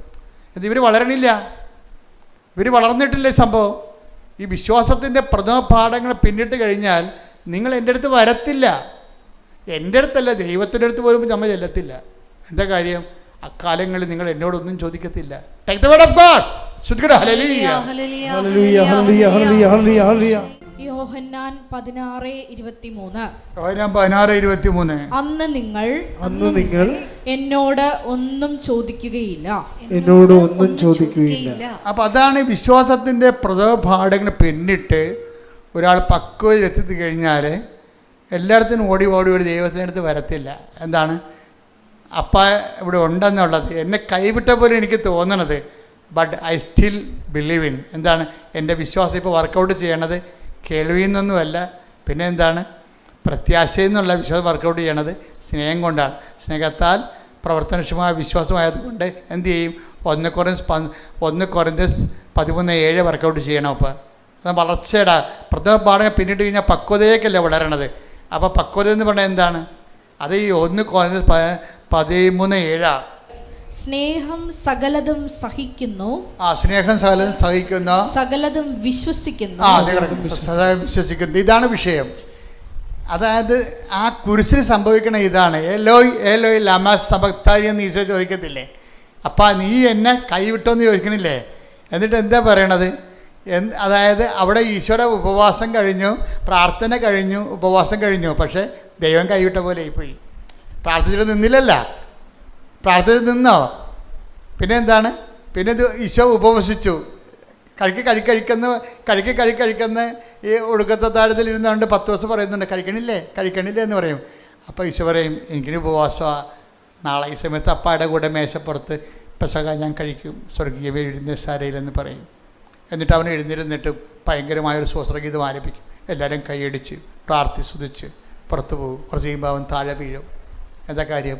ഇത്രയും പ്രാർത്ഥന ഉപവാസം ഉണ്ടെങ്കിലും അവന് അഭിമുഖീകരിക്കേണ്ട വിഷയത്തെ കൈകാര്യം ചെയ്യാൻ ഈ പ്രാർത്ഥനയ്ക്ക് ഉപവാസത്തിനും പറ്റണില്ല. അതാണ് വിഷയം. ആ വീണുപോയി. ആ വീണിട്ട് പിന്നെ അവൻ്റെ കയ്യിൽ നിന്നെല്ലാം വിട്ടുപോകണുണ്ട്. അവൻ ലോകത്തിൻ്റെ പാപത്തിൻ്റെ ശാപത്തിന് വേണ്ടി സ്വയം ഏറ്റെടുത്തപ്പോൾ അതിൻ്റെ വേദനയും നീറ്റലും എല്ലാം അവൻ അനുഭവിച്ചു. അവൻ കുറിച്ച് തൂങ്ങി തർക്കപ്പെട്ട്. അപ്പോൾ അവന് സങ്കടമായി. പ്രാർത്ഥന കൊണ്ട് ഉപവാസം കൊണ്ടും ഇതിനെ കുരിശിനെ അതിജീവിക്കാൻ പറ്റണില്ല. അപ്പോൾ എന്ത് പറഞ്ഞു? ഏലോയ് ലമാ സബക്താനി, എന്താണ് നീ എന്നെ ഉപേക്ഷിച്ചത്? അപ്പോൾ പരിശുദ്ധാത്മാവ് വിട്ടുപിരിയാതെ എന്നിട്ട് പറഞ്ഞു, അപ്പായല്ലേ ഇപ്പം നീ കാണാതിരിക്കാനുള്ളത്? ഇനി 1 മിനിറ്റ് കഴിയുമ്പോൾ ഞാനും കൂടി പോകാൻ അപ്പ എനിക്ക് ആ കമാൻഡ് തന്നിട്ടുണ്ട്. അതുകൊണ്ട് ഞാനും പോകാൻ പോവുകയാണ്. നീ ഒരു പണി ചെയ്യണം. സ്നേഹം എല്ലാം വിശ്വസിക്കുന്നു. അപ്പ ഇവിടെ ഉണ്ടെന്ന് നീ വിശ്വസിക്കണം. എന്നിട്ട് നീ അപ്പായിക്ക് നിൻ്റെ ആത്മാവിനെ ഏൽപ്പിക്കണം. ഉടനെ അവൻ പറഞ്ഞു, പരിശുദ്ധാത്മാവ് ഇറങ്ങിപ്പോവുകയും ആ ഒറ്റ വാക്ക് ആ സമയത്ത് അവൻ പറഞ്ഞുകൊണ്ടിരുന്ന്, ഐ കമൺ മൈ സ്പിരിറ്റ്. എന്നിട്ട് അവൻ തല വലത്തേക്ക് ചായച്ചു, ജീവൻ സമർപ്പിച്ചെന്ന് പറയും. ഇതാണ് സ്നേഹത്താൽ പ്രവർത്തനക്ഷമമായ വിശ്വാസം. കൈയടിക്കട്ടെ, ശ്രുതിക്കട്ടെ. ഹല്ലേലൂയ, ഹല്ലേലൂയ, ഹല്ലേലൂയ, ഹല്ലേലൂയ, ഹല്ലേലൂയ. കൈവിട്ടു പോകുമ്പോൾ പ്രതീക്ഷയ്ക്ക് അപ്പുറത്തുള്ള കാര്യങ്ങൾ സമർപ്പിക്കുന്നു. ആരാധനയിലൂടെ അഭിഷേകിച്ചു. ഞങ്ങൾക്കു ദൈവം അങ്ങേ അൾത്താരതന്നിൽ ഞങ്ങളർപ്പണം ചെയ്യുന്നു സർവം. ഇതിൻ്റെ വിഷയം എന്ന് പറയണത്, ഉടമ്പടി എപ്പോഴും ടാർഗറ്റ് ചെയ്യുമ്പോൾ അതെന്താണ്? ഉടമ്പടി എന്താണ്? സ്നേഹത്താൽ പ്രവർത്തനക്ഷമമായ വിശ്വാസത്തിലേക്കുള്ള യാത്രയാണത്. അപ്പം അതുകൊണ്ട് എന്താ ചെയ്യണമെന്ന് പറഞ്ഞാൽ, ചില കാര്യങ്ങളെ നമ്മൾ ആക്ടിവേറ്റ് ചെയ്യണമെങ്കിൽ നമ്മളുടെ പ്രാർത്ഥന പോരാതെ വരും, ഉപവാസം പോരാതെ വരും. മനസ്സിലായില്ലേ? എന്താ കാര്യം വെച്ചാൽ, ഇപ്പോൾ ഒരു പിശാച് ബാധിതനെ കർത്താവ് ഉയർപ്പിച്ചല്ല, അല്ല അവനെ വിടുവിച്ചേ. അപ്പോൾ പിശാച് ബാധിതൻ പറഞ്ഞേ, നീ എവിടെ പോയാലും ഞാൻ നിന്നെ അനുഗമിക്കുമെന്ന് പറഞ്ഞു. അപ്പോഴെന്താ ഈശോ പറഞ്ഞത്? നീ എൻ്റെ കൂടെ വരണ്ട, വീട്ടിൽ പോടാന്ന് പറഞ്ഞു. എന്താ കാര്യം? അവന് കർത്താവിൻ്റെ കൂടെ വരാനുള്ള ഈ സ്നേഹത്താൽ പ്രവർത്തനക്ഷമമായ വിശ്വാസത്തിലേക്ക് വരണമെന്നുണ്ടെങ്കിൽ ചിലത് കർത്താവിൻ്റെ കൂടെ നടക്കത്തില്ല. കർത്താവിൻ്റെ കൂടെ നടക്കാനുള്ള യോഗ്യത ലഭിക്കത്തില്ല. കർത്താവിനോട് നടക്കുന്നതല്ല, നടക്കാനുള്ള യോഗ്യത ലഭിച്ചില്ല. ഇപ്പോൾ ചില സൗഖ്യങ്ങളൊക്കെ നമുക്ക് കിട്ടും, വിടുതൽ കിട്ടും. അതുകൊണ്ട് ക്രിസ്തു നിങ്ങളുടെ കൂടെ ഉണ്ടെന്ന, ക്രിസ്തുവിനെ പരിചരിക്കാൻ നിങ്ങൾക്ക് കഴിയുമെന്ന ഒന്നും വിശ്വസിക്കരുത്. അത് വേറെ ഇൻസ്ട്രുമെൻറ്റാണ്. അതാണ് ആ പിശാച് ബാധനെ അയാൾക്ക് വലിയൊരു അനുഗ്രഹമാണ് ചെയ്തത്. ഇത്രയും നാൾ അയാളെ പിശാചിൽ കെട്ടിയിട്ടിരിക്കുകയായിരുന്നു, ഒന്ന് കൈയും കാര്യം കെട്ടിയിട്ടിരിക്കുകയായിരുന്നു. അയാളെ കർത്താവ് അഴിച്ചു വിട്ടു, ഭയങ്കര അനുഗ്രഹം കിട്ടി അയാൾക്ക്. പക്ഷേ അയാൾ കർത്താവിനോട് പറഞ്ഞു, നീ എവിടെ പോയാലും ഞാൻ നിന്നെ അനുഗമിക്കും. അപ്പോൾ പറഞ്ഞു, അതിന് വേറെ സ്കൂളാണ്, അതിനവിടെ പഠിക്കേണ്ടി വരും, ഇപ്പം തൽക്കാലം വീട്ടിൽ പോകാൻ പറഞ്ഞു. എന്നുവെച്ചാൽ എത്ര അനുഗ്രഹം കിട്ടിയാലും എത്ര വലിയ സാക്ഷ്യം പറഞ്ഞാലും ഈശോ പറയും തൽക്കാലം വീട്ടിൽ പോകാൻ പറയും. എന്താ കാര്യം? ക്രിസ്തുവായിരിക്കണം നമ്മുടെ ലക്ഷ്യം. അതിന് വേറെയാണ് വിഷയം. അതിന് ഈ പ്രോസസ്സിംഗ് ഉണ്ട്. എല്ലാ കാലവും വയറ്റിപ്പഴപ്പിന് വേണ്ടി ക്രിസ്തുവിൻ്റെ കൂടെ നടന്നാൽ നമുക്ക് ഒത്തിരി കാലം നടക്കാൻ പറ്റത്തില്ല. ഞാൻ പറഞ്ഞു വന്ന ഭാഗം, ഒരു പിശാച് ബാധനെ കർത്താവ് ഒഴിപ്പിച്ച് കഴിഞ്ഞപ്പോൾ ആ പിശാച് ബാധിതൻ ഈശോനോട് പറയും, ഞാൻ നിന്നെ അനുഗമിക്കാമെന്ന് പറയും. അപ്പോൾ ഈശോ പറയും, നീ വീട്ടിൽ പോയി കർത്താവ് നിന്നോട് ചെയ്ത കാര്യങ്ങൾ അവരോട് പറയണം. അതാണ് ഇവാഞ്ചലൈസേഷൻ എന്ന് പറയണത്. അപ്പോൾ മനസ്സിലായില്ലേ? ലൂക്ക 8:38-39. ലൂക്ക 8:38-39. പിശാച് ബാധയൊഴിഞ്ഞ ആ മനുഷ്യൻ അവന്റെ കൂടെ ആയിരിക്കാൻ അനുവാദം ചോദിച്ചു. എന്നാൽ അവനെ തിരിച്ചയച്ചുകൊണ്ട് യേശു പറഞ്ഞു, നീ വീട്ടിലേക്ക് തിരിച്ചുപോയി ദൈവം നിനക്ക് ചെയ്തത് എന്തെന്ന് അറിയിക്കുക. ഇതാണ് ഒരു പ്രശ്നം. അതായത് പ്രാർത്ഥന, ഉപവാസം. പിന്നെ എന്താ ഉള്ളത്? പ്രാർത്ഥന ഉപവാസം കഴിഞ്ഞാലും ഇനി പിശാച് ബാധ വരെ ഒഴിഞ്ഞു പോയാലും പിന്നെ നമ്മൾക്ക് മേജർ മിറക്കിൾസ് നമ്മുടെ ജീവിതത്തിൽ സംഭവിച്ചാലും അടുത്ത സിലബസ് എന്ന് പറഞ്ഞാൽ എന്താണ്? സുവിശേഷവൽക്കരണമാണ്. മനസ്സിലായില്ലേ? ഉടമ്പടിക്കൊപ്പം വളരണ്ടേ? നിങ്ങളുടെ പേപ്പറിൻ്റെ കളർ മാറ്റിയിരിക്കുന്നത് എന്തിനാണ്? അങ്ങനെ കളർ മാറ്റാൻ കാര്യം നിങ്ങളുടെ ഗ്രേഡ് നിശ്ചയിക്കുകയാണ്. പച്ച, പിന്നെന്താണ് നീല, പിന്നെന്താണ് വെള്ള, പിന്നെന്താണ് സിൽവർ ഗ്രേ. ഇനി ഇന്ദ്രനീലമുണ്ട്, കൊടുത്തിട്ടില്ല, കൊടുക്കും. ഇവാഞ്ചലിസ്റ്റ് മാത്രമേ ഇന്ദ്രനീലം കൊടുക്കത്തുള്ളൂ. അത് അങ്ങനെ ഒരാളെ കണ്ടെത്തണം നമ്മൾ. എന്താ വിഷയം എന്ന് പറയണത്? ഈ ഉടമ്പടി പുതുക്കുന്നവർ ശ്രദ്ധിച്ച് കേൾക്കണം ഈ ക്ലാസ്സുകൾ. അതായത് ആ പച്ചയുടെ കാലം കഴിയുമ്പോൾ പ്രഥമ പാഠം പിന്നിട്ടു. പിന്നെ എന്താണ്? പക്വതയിലേക്കുള്ള വളർച്ചയാണ്. പിന്നെ എന്താണ്? അവിടെ ഉപവാസത്തിനാണ് പ്രാധാന്യം വരണത്. ആദ്യം പ്രാർത്ഥനയ്ക്ക് പ്രാധാന്യം, പിന്നെ ഉപവാസത്തിന് പ്രാധാന്യം, പിന്നെ വെള്ള വന്നു കഴിഞ്ഞാൽ സ്നേഹത്താൽ പ്രവർത്തനക്ഷമമായ വിശ്വാസം. ഗലാത്യർ 5:6 അവിടെ വർക്കൗട്ട് ചെയ്യണത്. ആ സ്നേഹത്താൽ പ്രവർത്തനക്ഷമമായ വിശ്വാസത്തിൻ്റെ ഇടയ്ക്ക് വെച്ച് ആബ്സൻസ് ഓഫ് ഗോഡ് സംഭവിക്കും. ദൈവം കാണത്തില്ല, ദൈവത്തിനെ കാണത്തില്ല. നമ്മൾ തലകുത്തി നിന്ന് പ്രാർത്ഥിച്ചാലും ദൈവത്തിന് ഒരു ദൈവാനുഭവം നമുക്ക് ഫീൽ ചെയ്യത്തില്ല. ഈ സമയത്ത് നടക്കാൻ പഠിക്കണം. ഇരുട്ടിൽ നടക്കാം. ഇതിപ്പോൾ നമ്മൾ ഞാനൊരു കാര്യം ചോദിക്കട്ടെ, ഈ ഇരുട്ടിൽ നടക്കണമെങ്കിൽ ഇപ്പോൾ നിങ്ങളുടെ വീട്ടിൽ ഈ ആദ്യം പ്രാർത്ഥനാ ജീവിതം, പിന്നെ ഉപവാസ ജീവിതം, ഇതെല്ലാം മിക്സഡാണേ.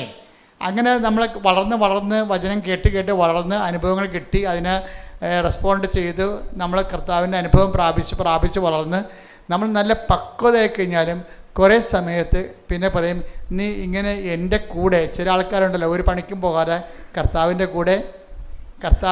ഇപ്പം ഞാനൊരു ആളെ എടുക്കണമെങ്കിൽ ഞാൻ നോക്കണം, വീട്ടിൽ നിന്നെക്കുറിച്ച് എന്ത് പറയണമെന്ന് ചോദിക്കും ഞാൻ. വീട്ടുകാർക്ക് എല്ലാ പ്രകൃതവും അറിയാം നിങ്ങളുടെ. അതുകൊണ്ട് ഒരാളെക്കുറിച്ച് വീട്ടുകാരെന്ത് പറയുന്നു എന്നുള്ളതാണ് അവരാൾ സുവിശേഷം സ്വീകരിച്ചില്ലെന്ന് അറിയണത്. വീട്ടുകാർക്ക് നിങ്ങളെക്കുറിച്ചുള്ള അസസ്മെൻ്റ് എന്താണ്? നിങ്ങളുടെ കക്ഷത്ത് ബൈബിളുണ്ട്, കൈ കൊന്തമുണ്ട്, കാണുമ്പോഴൊക്കെ നിങ്ങൾ തുറന്നു നോക്കുന്നുണ്ട്, ഓരോ കാര്യം പറയുന്നുണ്ട് നിങ്ങൾ. പക്ഷേ വീട്ടുകാർക്ക് അസസ്മെൻ്റ് എന്താണ്? അതാണ് നിങ്ങളുടെ സ്റ്റാറ്റസ് എന്ന് പറയണത്. അതാണ് നിങ്ങൾ. ഇപ്പം ഇവനെന്താ പറയണത്? കർത്താവിനോട് പറയണത് എവിടെ പോയാലും ഞാൻ നിൻ്റെ കൂടെ ഉണ്ടാകുമെന്ന്. അപ്പം ഈശോ പറഞ്ഞ് അങ്ങനെ അത്രയും നീ വളർന്നിട്ടില്ല, നീ ആദ്യം നീ ആരാണെന്ന് അറിയാൻ വേണ്ടി വീട്ടിൽ ചെന്ന് നോക്കാൻ പറയും. വീട്ടിൽ നിന്ന് പറയാൻ പറഞ്ഞു. വീട്ടിലുള്ളവരോട് നീ സുവിശേഷം ജീവിച്ച് നോക്ക്, എന്നിട്ട് തിരിച്ചു വരാൻ പറയും. ഏറ്റവും സുവിശേഷം ജീവിക്കാൻ പാടെ എവിടെയാണെന്ന് അറിയാവോ? നമ്മുടെ വീട്ടിലാണ്. പള്ളിയിലും സഭയിലും പോലും പ്രശ്നമില്ല. സുവിശേഷം ജീവിക്കാൻ ഏറ്റവും പാട്. അതുകൊണ്ടാണ് നിങ്ങളുടെ കൂട്ടുകാർ നിങ്ങളെ വിശ്വസിക്കാത്തത്. പലരെയും നിങ്ങൾ പ്രാർത്ഥനയ്ക്ക് കാണുമ്പോൾ ഉടമ്പടിയൊക്കെ പോകുമ്പോൾ അവർ ചിരിക്കണില്ലേ ചിലർ. കാര്യം എന്താണെന്നാൽ ഇത് പാക്കനാർ എന്താണ് ഞാൻ പറഞ്ഞില്ല, എന്ത് സംഭവമാണ്? പാക്കനാരൊരു കായും കൊണ്ട് പോയായിരുന്നല്ലേ, ആ ചുരക്കായും കൊണ്ടുപോയി. അപ്പോൾ പാക്കനാർ കാശിക്ക് പോവുകയാണ്. അപ്പോൾ ഭാര്യ പറഞ്ഞ് അയാളെപ്പോഴും ഭയങ്കര ചൂടനാണ്, ഭയങ്കര എപ്പോഴും കടുത്ത, അവർക്ക് സൂര്യമില്ല. അപ്പോൾ ഇതിൻ്റെയൊക്കെ ഇയാളെ കാശിക്ക് പോകാൻ നേരത്ത് പെണ്ണും പിടിയാക്കൊണ്ട് പാര വെച്ച് കൊടുത്തത്. അത് ഞാൻ പോകുമ്പോൾ ആ ചുരക്കായും കൊണ്ട് പോയിക്കോ, എന്നിട്ട് എല്ലാ വെച്ച് തൊഴിലണ എല്ലാ അമ്പലക്കുളത്തിലും ചുരക്കായ് നിങ്ങൾ കുളിച്ച് പൊങ്ങുമ്പോൾ ചുരക്കായും മുക്കി പൊക്കാൻ പറയും. അപ്പോൾ ഭാര്യ പറഞ്ഞതല്ലേ, ഏലും കുളിക്കണ കാര്യമല്ലേ, അമ്പലക്കുളത്തിൽ ശുദ്ധി ചെയ്യണ കാര്യമല്ലേ, നല്ല കാര്യം എന്ന് പറഞ്ഞാൽ പക്കനാർ ചുരക്കായും കൊണ്ടുപോയി കാശി വരെ കണ്ട കുളത്തിലെല്ലാം കുളിച്ച് അവിടെ എല്ലാം വെച്ചമ്പലത്തിലെല്ലാം തൊഴുത് ചുരക്കായും മുക്കിയെടുത്ത് തിരിച്ചു കൊണ്ടുവന്ന് പെണ്ണുമ്പളെ കൊടുത്ത്. അപ്പോൾ അവർ കരുതി കറി വയ്ക്കുകയും ചെയ്ത്. കറി വെച്ച് കഴിഞ്ഞപ്പോൾ അത് മാത്രമായിട്ട് കറി വെച്ച്. അപ്പം പാക്കനാരി ഈ പെണ്ണുമ്പോഴോട് തന്തൊക്കെ വിളിച്ച് ഇതെന്തൊരു കൈക്കളല്ലാന്ന് പറഞ്ഞു. അപ്പോൾ പറഞ്ഞു അതന്നെ നിങ്ങൾ വേറെ മാറ്റമൊന്നുമില്ല, കാശിക്ക് പോയെന്നേ ഉള്ളെന്ന്. കാശിക്ക് പോയെന്നേ ഉള്ളൂ. ഈ ചുരക്കാട് അവസ്ഥ തന്നെയാണ് നിങ്ങൾക്ക് ഉള്ളതെന്ന്. ഇതുപോലെ ഒരു പ്രോസസ്സിങ് നമുക്കറിയണം. എനിക്കത് എന്നെ കുറേ ചോദിച്ചിട്ടുണ്ട്. എനിക്ക് ഈ ഒരാളെന്തിനും പറയുമ്പോഴേ അത് എന്താണ് പറയണമെന്നല്ല ഞാൻ എൻ്റെ മനസ്സിൽ പരിശുദ്ധാത്മ പറയണത്, എന്തുകൊണ്ട് പറയണമെന്നാണ്. അതവിടെ അരൂപിയുടെ പ്രശ്നമാണ്. അപ്പോൾ ഇവർ കള്ളത്തരം ഒളിപ്പിച്ച് വെച്ചിട്ടുണ്ട്, വേറൊരു കാര്യമാണ് പറയണമെന്നുള്ളതുകൊണ്ട് അതെനിക്ക് പെട്ടെന്ന് അറിയാൻ പറ്റും. അപ്പോൾ ഞാൻ സാധാരണ ശരിക്കും ചൂടാവും. അപ്പോൾ ഈ കുറേ നാളെ കൂടെ നടക്കുന്നവർ ചോദിക്കുവേ, സത്യം പറഞ്ഞ അച്ഛൻ ഈ മാതാവിനെ കണ്ടെങ്കിൽ പിന്നെ പാകപ്പെട്ട് സൗമ്യമായിട്ടൊക്കെ കിടക്കേണ്ടതല്ലേ? നമുക്ക് സൗമ്യമായിട്ട് നമ്മൾ ശാസിക്കേണ്ട സമയത്ത് ശാസിക്കണം. അല്ലെങ്കിൽ നിങ്ങളുടെ കുഞ്ഞുങ്ങൾ പോലും വഴിതെറ്റി വളഞ്ഞു പോകും. ശാസിക്കേണ്ട സമയത്ത് തെറ്റ് കാണുമ്പോൾ അത് ശാസിക്കണം. പക്ഷേ അതിൻ്റെ പേരിൽ അത് വിശ്വാസത്തിൻ്റെ വിഷയമായിട്ട് എടുക്കരുത്.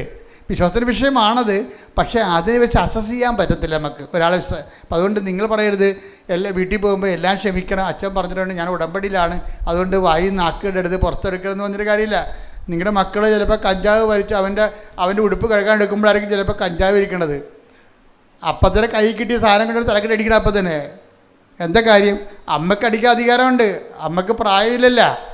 കാര്യം അത്രയും അധികാരം വേറെ ആർക്കും ഇല്ല. കാര്യം നിങ്ങളുടെ ഇൻവെസ്റ്റ്മെൻ്റ് അല്ലേ അത്. അപ്പോൾ അമ്മ ഉള്ളിടത്തോളം കാലം എത്ര പേരാണ് വിശുദ്ധിയോട് ജീവിക്കണത്? ആരെങ്കിലും ഇന്ന് വെടിപ്പും മെനയുമായിട്ട് ജീവിക്കുന്നുണ്ട്, ഒരു കാര്യം അവരുടെ അമ്മയാണ് അതിൻ്റെ കാരണം. കാര്യം അമ്മയുടെ ശാസനയിലും കാര്യം അമ്മയ്ക്കൊരു ഗുണമുണ്ട്, അമ്മ എത്ര ഉപദ്രവിച്ചാലും അമ്മയുടെ സ്നേഹത്തെ അവിശ്വസിക്കത്തില്ല മക്കൾ. എന്താ കാര്യം? ആ സ്നേഹം അവർ അനുഭവിച്ചിട്ടുള്ളതാണ്. അതുകൊണ്ട് അമ്മയുടെ സങ്കടം കൊണ്ടാണ് അടിക്കണമെന്നേ മക്കൾ വിചാരിക്കത്തുള്ളൂ. കാര്യം ദൈവം കഴിഞ്ഞാൽ പിന്നെ അമ്മയേ ഉള്ളൂ, അത് കഴിഞ്ഞാണ് അച്ഛനുള്ളത് വിശ്വാസ പഠനങ്ങളിൽ. അപ്പം അതുകൊണ്ട് ഞാൻ പറഞ്ഞു ഉടമ്പടി എടുത്തും പറഞ്ഞുകൊണ്ട് നിങ്ങളെല്ലാം കൂടി ഉറിയക്കരി ഇരുന്നിട്ട് അവസാനം മക്കൾ പോക്കിരിത്തരങ്ങാണ്ട് ജീവിക്കുന്ന കുറേ ആൾക്കാരില്ലേ. കുറേ വിശുദ്ധന്മാരും ഭക്തന്മാരുടെയും മക്കൾ വഴിപിഴച്ചവരാണ്. അതെന്താ കാര്യം? അവർ വിശുദ്ധി കീപ്പ് ചെയ്യാൻ വേണ്ടി വാഗം മിണ്ടാ പ്രാണികളായിട്ട് നടന്നിട്ട് മക്കൾക്ക് അവരുടെ അത് തരമായിട്ട് എടുത്തിട്ട് അവർക്ക് അവരുടെ ഇഷ്ടം പോലെ അവർ ജീവിക്കും. അത് ഞാൻ ഇടവകെ കണ്ട കാര്യങ്ങളാണ്. അപ്പം അതുകൊണ്ട് നിങ്ങളെപ്പോഴും ശ്രദ്ധിക്കേണ്ട വിഷയം ഇതാണ്. ഈ ഉടമ്പടിയുടെ വിഷയത്തിൽ നമ്മൾ വിഷയവും വിശ്വാസ വളർച്ചയും വളരെ ബന്ധപ്പെട്ട കാര്യങ്ങളാണ്. കാരണം വിശ്വാസം നല്ലതിനെ സംബന്ധിച്ചിടത്തോളം ഓരോ ഘട്ടം ചെല്ലുമ്പോഴും നമ്മൾക്ക് വളർച്ച ഉണ്ടാകണം, വളർച്ച രേഖപ്പെടുത്തണം. വളർച്ച രേഖപ്പെടുത്താത്തത് കൊണ്ടാണ് അതേ വിഷയം റെക്കർ ചെയ്യണത്. നമ്മളത് പഠിച്ചതാണ്, നമ്മൾ ആ വിഷയം വന്ന് ഇന്ന നിലപാട് എടുക്കത്തുള്ളൂ എന്ന് കണ്ടു കഴിഞ്ഞാൽ പിന്നീട് കർത്താവ് ആ വിഷയം മാറ്റിയിട്ട് വേറെ സബ്ജക്റ്റ്. ഒരു കാര്യം വ്യക്തമാണ്, ആ സമയത്ത് നിങ്ങൾ എന്നോടൊന്നും ചോദിക്കത്തില്ല എന്ന് പറയുന്ന വിശ്വാസത്തിൻ്റെ 3-ാം തലമുറയാണ്. എന്താ കാര്യം? എൻ്റെ കർത്താവിന് എന്നെക്കുറിച്ച് എല്ലാം അറിയാം, ദൈവം അറിഞ്ഞുകൊണ്ടാണ് ഇത് സംഭവിക്കുന്നത്. അതുകൊണ്ട് ഞാൻ എൻ്റെ അമ്മയെപ്പോലെ ഞാൻ ഹൃദയത്തിൽ സംഗ്രഹിച്ചു. അതാണ് അവിടെ ഈ വിശ്വാസത്തെ, പ്രവർത്തനക്ഷമമായ വിശ്വാസത്തിൻ്റെ ആൾരൂപമാണ് അമ്മ. എന്താ കാര്യം? ഏറ്റവും സങ്കടകരമായ വിഷയം വന്നാലും ഹൃദയത്തിൽ സംഗ്രഹിക്കും. അതെന്താ കാര്യം? അത് യോഹന്നാൻ 16:23 ആ ദിവസങ്ങളിൽ നിങ്ങൾ എന്നോടൊന്നും ചോദിക്കത്തില്ല. ചോദിക്കാൻ എന്തു ചെയ്യും? ഹൃദയത്തിൽ സംഗ്രഹിക്കും. അതേക്കുറിച്ച് സ്വന്തമായിട്ട് ധ്യാനിക്കും. ധ്യാനിച്ച് ദൈവത്തിൻ്റെ പദ്ധതി സ്വന്തമായിട്ട് കണ്ടെത്തും. അതാണ് പരിശുദ്ധ അമ്മ. ശ്രദ്ധിക്കട്ടെ. ഹല്ലേലൂയ. പരിശുദ്ധ അമ്മ ഈ വിശ്വാസത്തിൻ്റെ പ്രഥമ പാഠങ്ങൾ പിന്നിടുമ്പോൾ നമുക്ക് ഓരോ മണ്ണിയടിക്കും. സുവിശേഷത്തിൽ നമുക്കറിയാൻ പറ്റും. എന്താ ചെയ്യണത്? അമ്മ ഒരു ചോദ്യം ചോദിച്ചു. എന്താ ചോദിച്ചത്? നീ എന്താണ് ഞങ്ങളോട് ഇങ്ങനെ ചെയ്തത്? നമുക്കെല്ലാം വേണ്ടി ചോദിച്ചതാണ്. എല്ലാവർക്കും ചോദിക്കാം. ഭർത്താവ് ഇപ്പോൾ 35-ാമത്തെ വയസ്സ് ഭർത്താവ് മരിച്ചു പോയവരില്ലേ, അവിടെ മനസ്സിൽ അവരെന്നും ചോദിക്കും, എന്താണ് നീ ഞങ്ങളോട് ഇങ്ങനെ ചെയ്യണം? എൻ്റെ അനിയത്തി ഭർത്താവിനെയും കൊണ്ട് അവരുടെ മക്കളൊക്കെ ആയിട്ട് അവർ കാറിൽ എല്ലാ ദിവസവും ശനിയാഴ്ച പോയി അവർ ഹോട്ടലിൽ പോയി ഭക്ഷണം കഴിക്കുന്നുണ്ട്. എന്നെ വിളിക്കാനും തിരക്കാനില്ല, എനിക്ക് മക്കളും ഇല്ല. നീ എന്താണ് എന്നോട് ഇങ്ങനെ ചെയ്തത്? ചോദിക്കാം. അതായത് നമുക്ക് ദൈവത്തോട് ചോദിക്കാൻ പറ്റുന്ന ഏറ്റവും വലിയ ചോദ്യമാണത്. അമ്മ ചോദിച്ചത്, നമുക്ക് വേണ്ടി ചോദിച്ചതാണ്. നീ എന്താണ് ഇങ്ങനെ ഞങ്ങളോട് ചെയ്തത്? പക്ഷെ അതിന് ദൈവത്തിന് ഉത്തരവുണ്ട്. എന്താ കാര്യം? ഞാൻ എൻ്റെ പിതാവിൻ്റെ കാര്യത്തിൽ ഞാൻ എൻ്റെ പിതാവിന്റെ കാര്യത്തിൽ വ്യാപൃതനായിരിക്കേണ്ടവനാണെന്ന് നീ അറിയുന്നില്ലേ? അപ്പൊ പാഷൻ കാലം എന്ന് പറയുമ്പോൾ ബൈബിൾ അങ്ങനെ പാഷൻ കാലം എന്ന് പറയത്തില്ല. സങ്കടങ്ങളുടെ കാലം എന്ന് പറയുമ്പോൾ ഇപ്പം കൊച്ചു മരിച്ചു, ഗർഭത്തിൽ കിടന്ന് കൊച്ചു മരിച്ചു. ഇപ്പോൾ ഒരു അമ്മയുടെ സാക്ഷ്യം കണ്ടല്ലേ, ഞാൻ കഴിഞ്ഞ ദിവസം ഞാൻ കേട്ടത്. അതായത് ഒരു കുഞ്ഞു മരിച്ചു. അപ്പം ആ കുഞ്ഞു മരിച്ചപ്പോൾ ആ കുഞ്ഞ് മരിച്ചു പോയപ്പോൾ അവർക്ക് അതുപോലെ ഒരു കുഞ്ഞിനെ വേണം. ഇന്നലെ പറഞ്ഞതാണ്, സഹിക്കാൻ പറ്റണില്ല. 11 വയസ്സുള്ള മകൻ മരിച്ചു.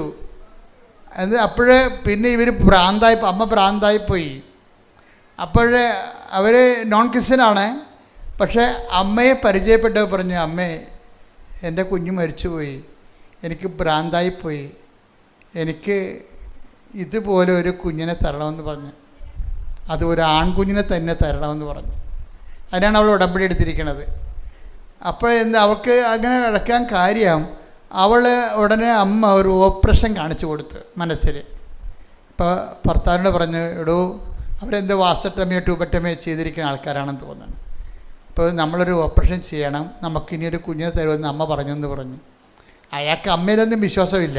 പക്ഷെ ഭാര്യനെ വിശ്വാസമുള്ളതുകൊണ്ട്, ഭാര്യയെ സ്നേഹമുള്ളതുകൊണ്ട്, അവരുടെ സങ്കടം ഇങ്ങനെ ഇരിക്കണതുകൊണ്ട് പറഞ്ഞു, ശരി നമുക്കത് അഴിച്ച് രണ്ടാമത് ചെയ്യാമെന്ന് പറഞ്ഞു. അപ്പോഴങ്ങനെ അവർ പ്രഗ്നൻ്റായി. ഉടനെ പ്രഗ്നൻ്റായി കഴിഞ്ഞപ്പോൾ ഇവക്കൊരു ഇത് പെൺകുഞ്ഞാകരുത്, പെൺകുഞ്ഞാണെങ്കിൽ എനിക്ക് വേണ്ട, കാര്യം എൻ്റെ മകനാണ് മരിച്ചിരിക്കണമെന്ന് പറഞ്ഞു. അപ്പോൾ അമ്മ അവന് അതുപോലൊരു മകനെ തന്നെ തിരിച്ചു കൊടുത്ത്. അപ്പോൾ ചില സമയത്ത് നമുക്ക് അത് വിശ്വാസത്തിൻ്റെ പ്രഥമ പാഠങ്ങൾ കിടക്കണവർ അവർ കുറച്ചുകൂടി ഗ്രോത്താണ്, മകനേക്കാൾ വലുതാണ്, എൻ്റെ മകനല്ലേ പോയുള്ളൂ, എൻ്റെ ദൈവം പോയില്ലല്ല എന്ന് ചിന്തിക്കുന്നതാണ് അതിൻ്റെ സെക്കൻഡ് പാഠം എന്ന് പറയണത്. അപ്പോൾ അവർക്ക് പ്രയാസങ്ങളൊന്നുമില്ല, എൻ്റെ മകനല്ലേ പോയുള്ളൂ, അത് ദൈവഹിതം, എൻ്റെ ദൈവം എൻ്റെ ഇടയ്ക്ക് എന്ന് പോയില്ലല്ല എന്ന് പറയണത് സെക്കൻഡ് പാഠം. അപ്പോൾ അത് സെക്കൻഡ് പാഠം. അങ്ങനെ സെക്കൻഡ് പാഠത്തിലേക്ക് വരുമ്പോൾ ദൈവം എന്തു ചെയ്യും? ഹൃദയത്തിൽ സംഗ്രഹിക്കാനേ പറ്റത്തുള്ളൂ. അതാണ് വിഷയം. അപ്പോൾ ചില ആൾക്കാർക്കൊരു ചോദ്യമുണ്ട്, നീ എന്താണ് ഞങ്ങളോട് ഇങ്ങനെ ചെയ്തത്? അപ്പോൾ നീ എന്താണ് ഞങ്ങളോട് ഇങ്ങനെ ചെയ്തതെന്നാണ് അമ്മ ചോദിക്കണത്. അപ്പോൾ ഈശോൻ്റെ ഉത്തരം എന്താണ്? അമ്മ ഇതിനേക്കാൾ എൻ്റെ അമ്മയാണ്, അപ്പോൾ കുറച്ചുകൂടി സ്റ്റാൻഡേർഡ് കീപ്പ് ചെയ്യണം. അത് കറക്റ്റ് ചെയ്യേണ്ട അവിടെ എൻ്റെ അമ്മയാണ്. എന്താ എൻ്റെ അമ്മയ്ക്ക് അറിയണം എന്താണ് പിതാവിൻ്റെ കാര്യത്തിലാണ് ഞാൻ വ്യാപൃതനായിരിക്കേണ്ടത്. അപ്പോൾ അമ്മ കടന്നു പോകുന്ന ഒരു 3 ദിവസം എന്നെ കാണാതിരുന്നപ്പോൾ അമ്മ കടന്നുപോയ സങ്കടമില്ലേ? ആ സങ്കടം എന്താ സാധനം? അത് പിതാവിൻ്റെ കാര്യമാണെന്നാണ് പറയണത്. എന്ത് രസമാണ് ഈശോ സംസാരിക്കണത് കേൾക്കാൻ. പരിശുദ്ധാത്മാവില്ലാതെ ബൈബിൾ മനസ്സിലാവത്തില്ല. അതാണ് ഏറ്റവും വലിയ പ്രശ്നം. അതുകൊണ്ട് നിങ്ങളെപ്പോഴും ചെയ്യേണ്ടതെന്ന് അറിയാമോ? ബൈബിളൊക്കെ നിങ്ങൾ എടുത്ത് വായിക്കും, നോവൽ വായിക്കണ പോലെ എടുത്ത് അബ്രാഹത്തിൻ്റെ കഥയും ഇസഹാക്കിൻ്റെ കഥയൊക്കെ വായിക്കും. എന്നിട്ട് ഞാൻ ബൈബിൾ വായിച്ചെന്ന് പറയും. എന്താ ബൈബിൾ എഴുതിയിരിക്കണ പരിശുദ്ധാത്മാവാണ്. അയാളോട് ചോദിക്കണത് എങ്ങനെ എഴുതിയെന്ന്, എന്തിനെഴുതിയെന്ന് ചോദിക്കണം. പരിശുദ്ധാത്മാവിനോട് ചോദിച്ചിട്ട്, പരിശുദ്ധാത്മാവാണ് ഇതിൻ്റെ കാലാവസ്ഥ ഭേദങ്ങളെയും നമ്മളെ ഇത് പഠിപ്പിച്ചു തരണം. പരിശുദ്ധാത്മാവ് പഠിപ്പിച്ചു തന്നെ. അപ്പം പരിശുദ്ധാത്മാവിനെ വിട്ടിട്ട് നമുക്ക് ബൈബിൾ പഠിക്കാനോ ജീവിക്കാനോ സാക്ഷ്യപ്പെടുത്താനോ പറ്റത്തില്ല. അതുകൊണ്ട് ഉടമ്പടി ഒന്ന് പ്രാർത്ഥിച്ച കർത്താവായ ദൈവമേ, എൻ്റെ ജീവിതാനുഭവങ്ങൾക്ക് സമാന്തരമായി വ്യത്യസ്ത കാലാവസ്ഥകൾക്ക് വേണ്ടി എഴുതപ്പെട്ടിട്ടുള്ള വ്യത്യസ്ത വചനങ്ങളിലൂടെ ദൈവത്തെ അനുഭവിച്ച് ദൈവ സ്നേഹത്തിന്റെ സാക്ഷികളായി ജീവിക്കുവാൻ എന്നെ സഹായിക്കണമേ. ശ്രുതികട ഹല്ലേലൂയ.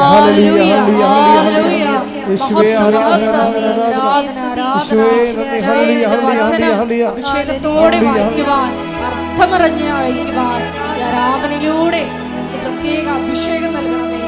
പരിശുദ്ധ പരമദിവ്യകാരുണ്യത്തിന് നമ്മൾ എന്തെങ്കിലും ഒരു ഗ്യാപ്പ് വന്നാൽ അതിൻ്റെ പിന്നിൽ കിടന്നുകൊണ്ട് ഉടമ്പടി ഡൗൺ ആക്കരുത്. ചില സമയത്ത് ചില ഗ്യാപ്പുകൾ വരും അല്ലേ? ചില സമയത്ത് ദൈവത്തിൻ്റെ ഒരു ഇടപെടലും ഇല്ലാത്തൊരു സമയം ഉണ്ടാകും. അപ്പം നമ്മുടെ പ്രയാസങ്ങളിൽ നമ്മൾ നിലനിന്ന് പോകും. അപ്പോൾ ഈ അമ്മയും അതുപോലെ ഈശോനെ കാണാത്ത 3 ദിവസം ഉണ്ടായി. അപ്പോൾ അമ്മയും സങ്കടത്തിലൂടെ പോയി. അപ്പം അമ്മ അത് തിരിച്ച് ചോദിച്ചു, എന്തുകൊണ്ടാണ് നീ ഇങ്ങനെ ഞങ്ങളോട് ചെയ്തത് അല്ലേ? എന്തുകൊണ്ടാണ് നീ വായിച്ച ഭാവം വായിച്ചേ? ലൂക്ക 2:48. ലൂക്ക 2:48. അവനെ കണ്ടപ്പോൾ മാതാപിതാക്കൾ വിസ്മയിച്ചു. അവന്റെ അമ്മ അവനോട് പറഞ്ഞു, മകനെ നീ ഞങ്ങളോട് ഇങ്ങനെ ചെയ്തതെന്ത്? നിന്റെ പിതാവും ഞാനും ഉത്കണ്ഠയോടെ നിന്നെ അന്വേഷിക്കുകയായിരുന്നു. അവൻ അവരോട് ചോദിച്ചു, നിങ്ങൾ എന്തിനാണ് എന്നെ അന്വേഷിച്ചത്? ഞാൻ എന്റെ പിതാവിന്റെ കാര്യങ്ങളിൽ വ്യാപൃതനായിരിക്കേണ്ടതാണെന്ന് നിങ്ങൾ അറിയുന്നില്ലേ? ഈ പിതാവിന്റെ കാര്യം എന്ന് പറഞ്ഞാൽ എന്താണെന്നറിയാമോ? എപ്പോഴും നമ്മൾ ശ്രദ്ധിക്കണം, ഈ ആബ്സൻസ് ഒക്കെ വരുമ്പോഴെല്ലാം നമുക്ക് പ്രാർത്ഥനയ്ക്ക് ഉത്തരമില്ലാത്ത ചില ദിവസങ്ങളുണ്ടാകും. ശ്രദ്ധിക്കണം മക്കളെ, അച്ഛൻ പറയണത്, പ്രാർത്ഥനയ്ക്ക് ഉത്തരമില്ലാത്ത അടിയന്തര സാഹചര്യങ്ങൾ വരും. അത് ശരിക്കും പറഞ്ഞാൽ നമുക്ക് വേദനയും ക്ലേശവുമായിരിക്കും ആ സമയത്ത് ഉണ്ടാകണത്, ഇല്ലേ? അപ്പോൾ നമ്മൾ ചോദിക്കും, ഞാൻ ഉടമ്പടി എടുത്തതാണല്ല, എന്തായാലും ഞങ്ങളോട് ഇങ്ങനെ ചെയ്യണമെന്ന് നമ്മൾ ചോദിക്കും, ദൈവത്തോട് ചോദിക്കും. അപ്പോൾ ചോദിക്കുമ്പോൾ കർത്താവ് എന്താ പറയണത്? അത് പിതാവിൻ്റെ കാര്യമാണ്. എന്താ കാര്യം? പിതാവിൻ്റെ കാര്യം എന്താണ്? അതായത് പിതാവിൻ്റെ കാര്യമെന്ന് പറയുമ്പോൾ ഈശോ പിതാവിൽ നിന്ന് കൊണ്ടുവന്നത് എന്താണെന്ന് നമ്മൾ അറിയണം. നമ്മുടെ ജോലി, വീട്, വിവാഹം, പറമ്പ് വാങ്ങിക്കൽ അങ്ങനെയുള്ള ഏർപ്പാടല്ല. അത് പിതാവ് ഈശോയുമായിട്ട് ബന്ധമില്ലെങ്കിലും സാധാരണ നിരീശ്വരന്മാർക്ക് പോലും കിട്ടുന്ന കാര്യങ്ങളാണ്. പിതാവിൽ നിന്ന് ഈശോ കൊണ്ടുവന്ന തനത് ഗിഫ്റ്റ് എന്താണ്? കൃപയും സത്യവും അവൻ വഴി ഉണ്ടായി. അതാണ് കൃപയാണ് പിതാവിൽ നിന്ന് കൊണ്ടുവന്നത്. ഈശോ കൊണ്ടുവന്നത് എന്താണ്? കൃപ. എപ്പോഴും കൃപയെക്കുറിച്ച് പറയുമ്പോൾ പിതാവിനെ പിക്ചറിൽ ബൈബിളിൻ്റെ ഒരു രീതി അതാണ്. കൃപയെക്കുറിച്ച് പറഞ്ഞാൽ ഉടനെ ബൈബിള് പിതാവിനെ കൊണ്ടുവരൂ. അതാണ് 12:18 എടുത്ത്. 12:18. ഇതാ ഞാൻ തിരഞ്ഞെടുത്ത എൻ്റെ ദാസൻ, എൻ്റെ ആത്മാവ് പ്രസാദിച്ച എൻ്റെ പ്രിയപ്പെട്ടവൻ, ഞാൻ അവന്റെ മേൽ എൻ്റെ ആത്മാവിനെ അയക്കും. പിതാവിൽ നിന്ന് കൊണ്ടുപോകുന്നത് എന്താണ്? ഈ ആത്മാവാണ്. മനസ്സിലായില്ലേ? ആത്മാവ് പരിശുദ്ധാത്മാവിൻ്റെ കൃപാദാനങ്ങളാണ്. അതാണ് ഈശോ പറയണത്, ഞാൻ പിതാവിനോട് ചോദിക്കുകയും. പിതാവെന്ന് പറഞ്ഞാൽ പിന്നെ പരിശുദ്ധാത്മാവിന് നടപടിക്രമമെന്ന് എൻ്റെ അർത്ഥം. എന്താ കാര്യം?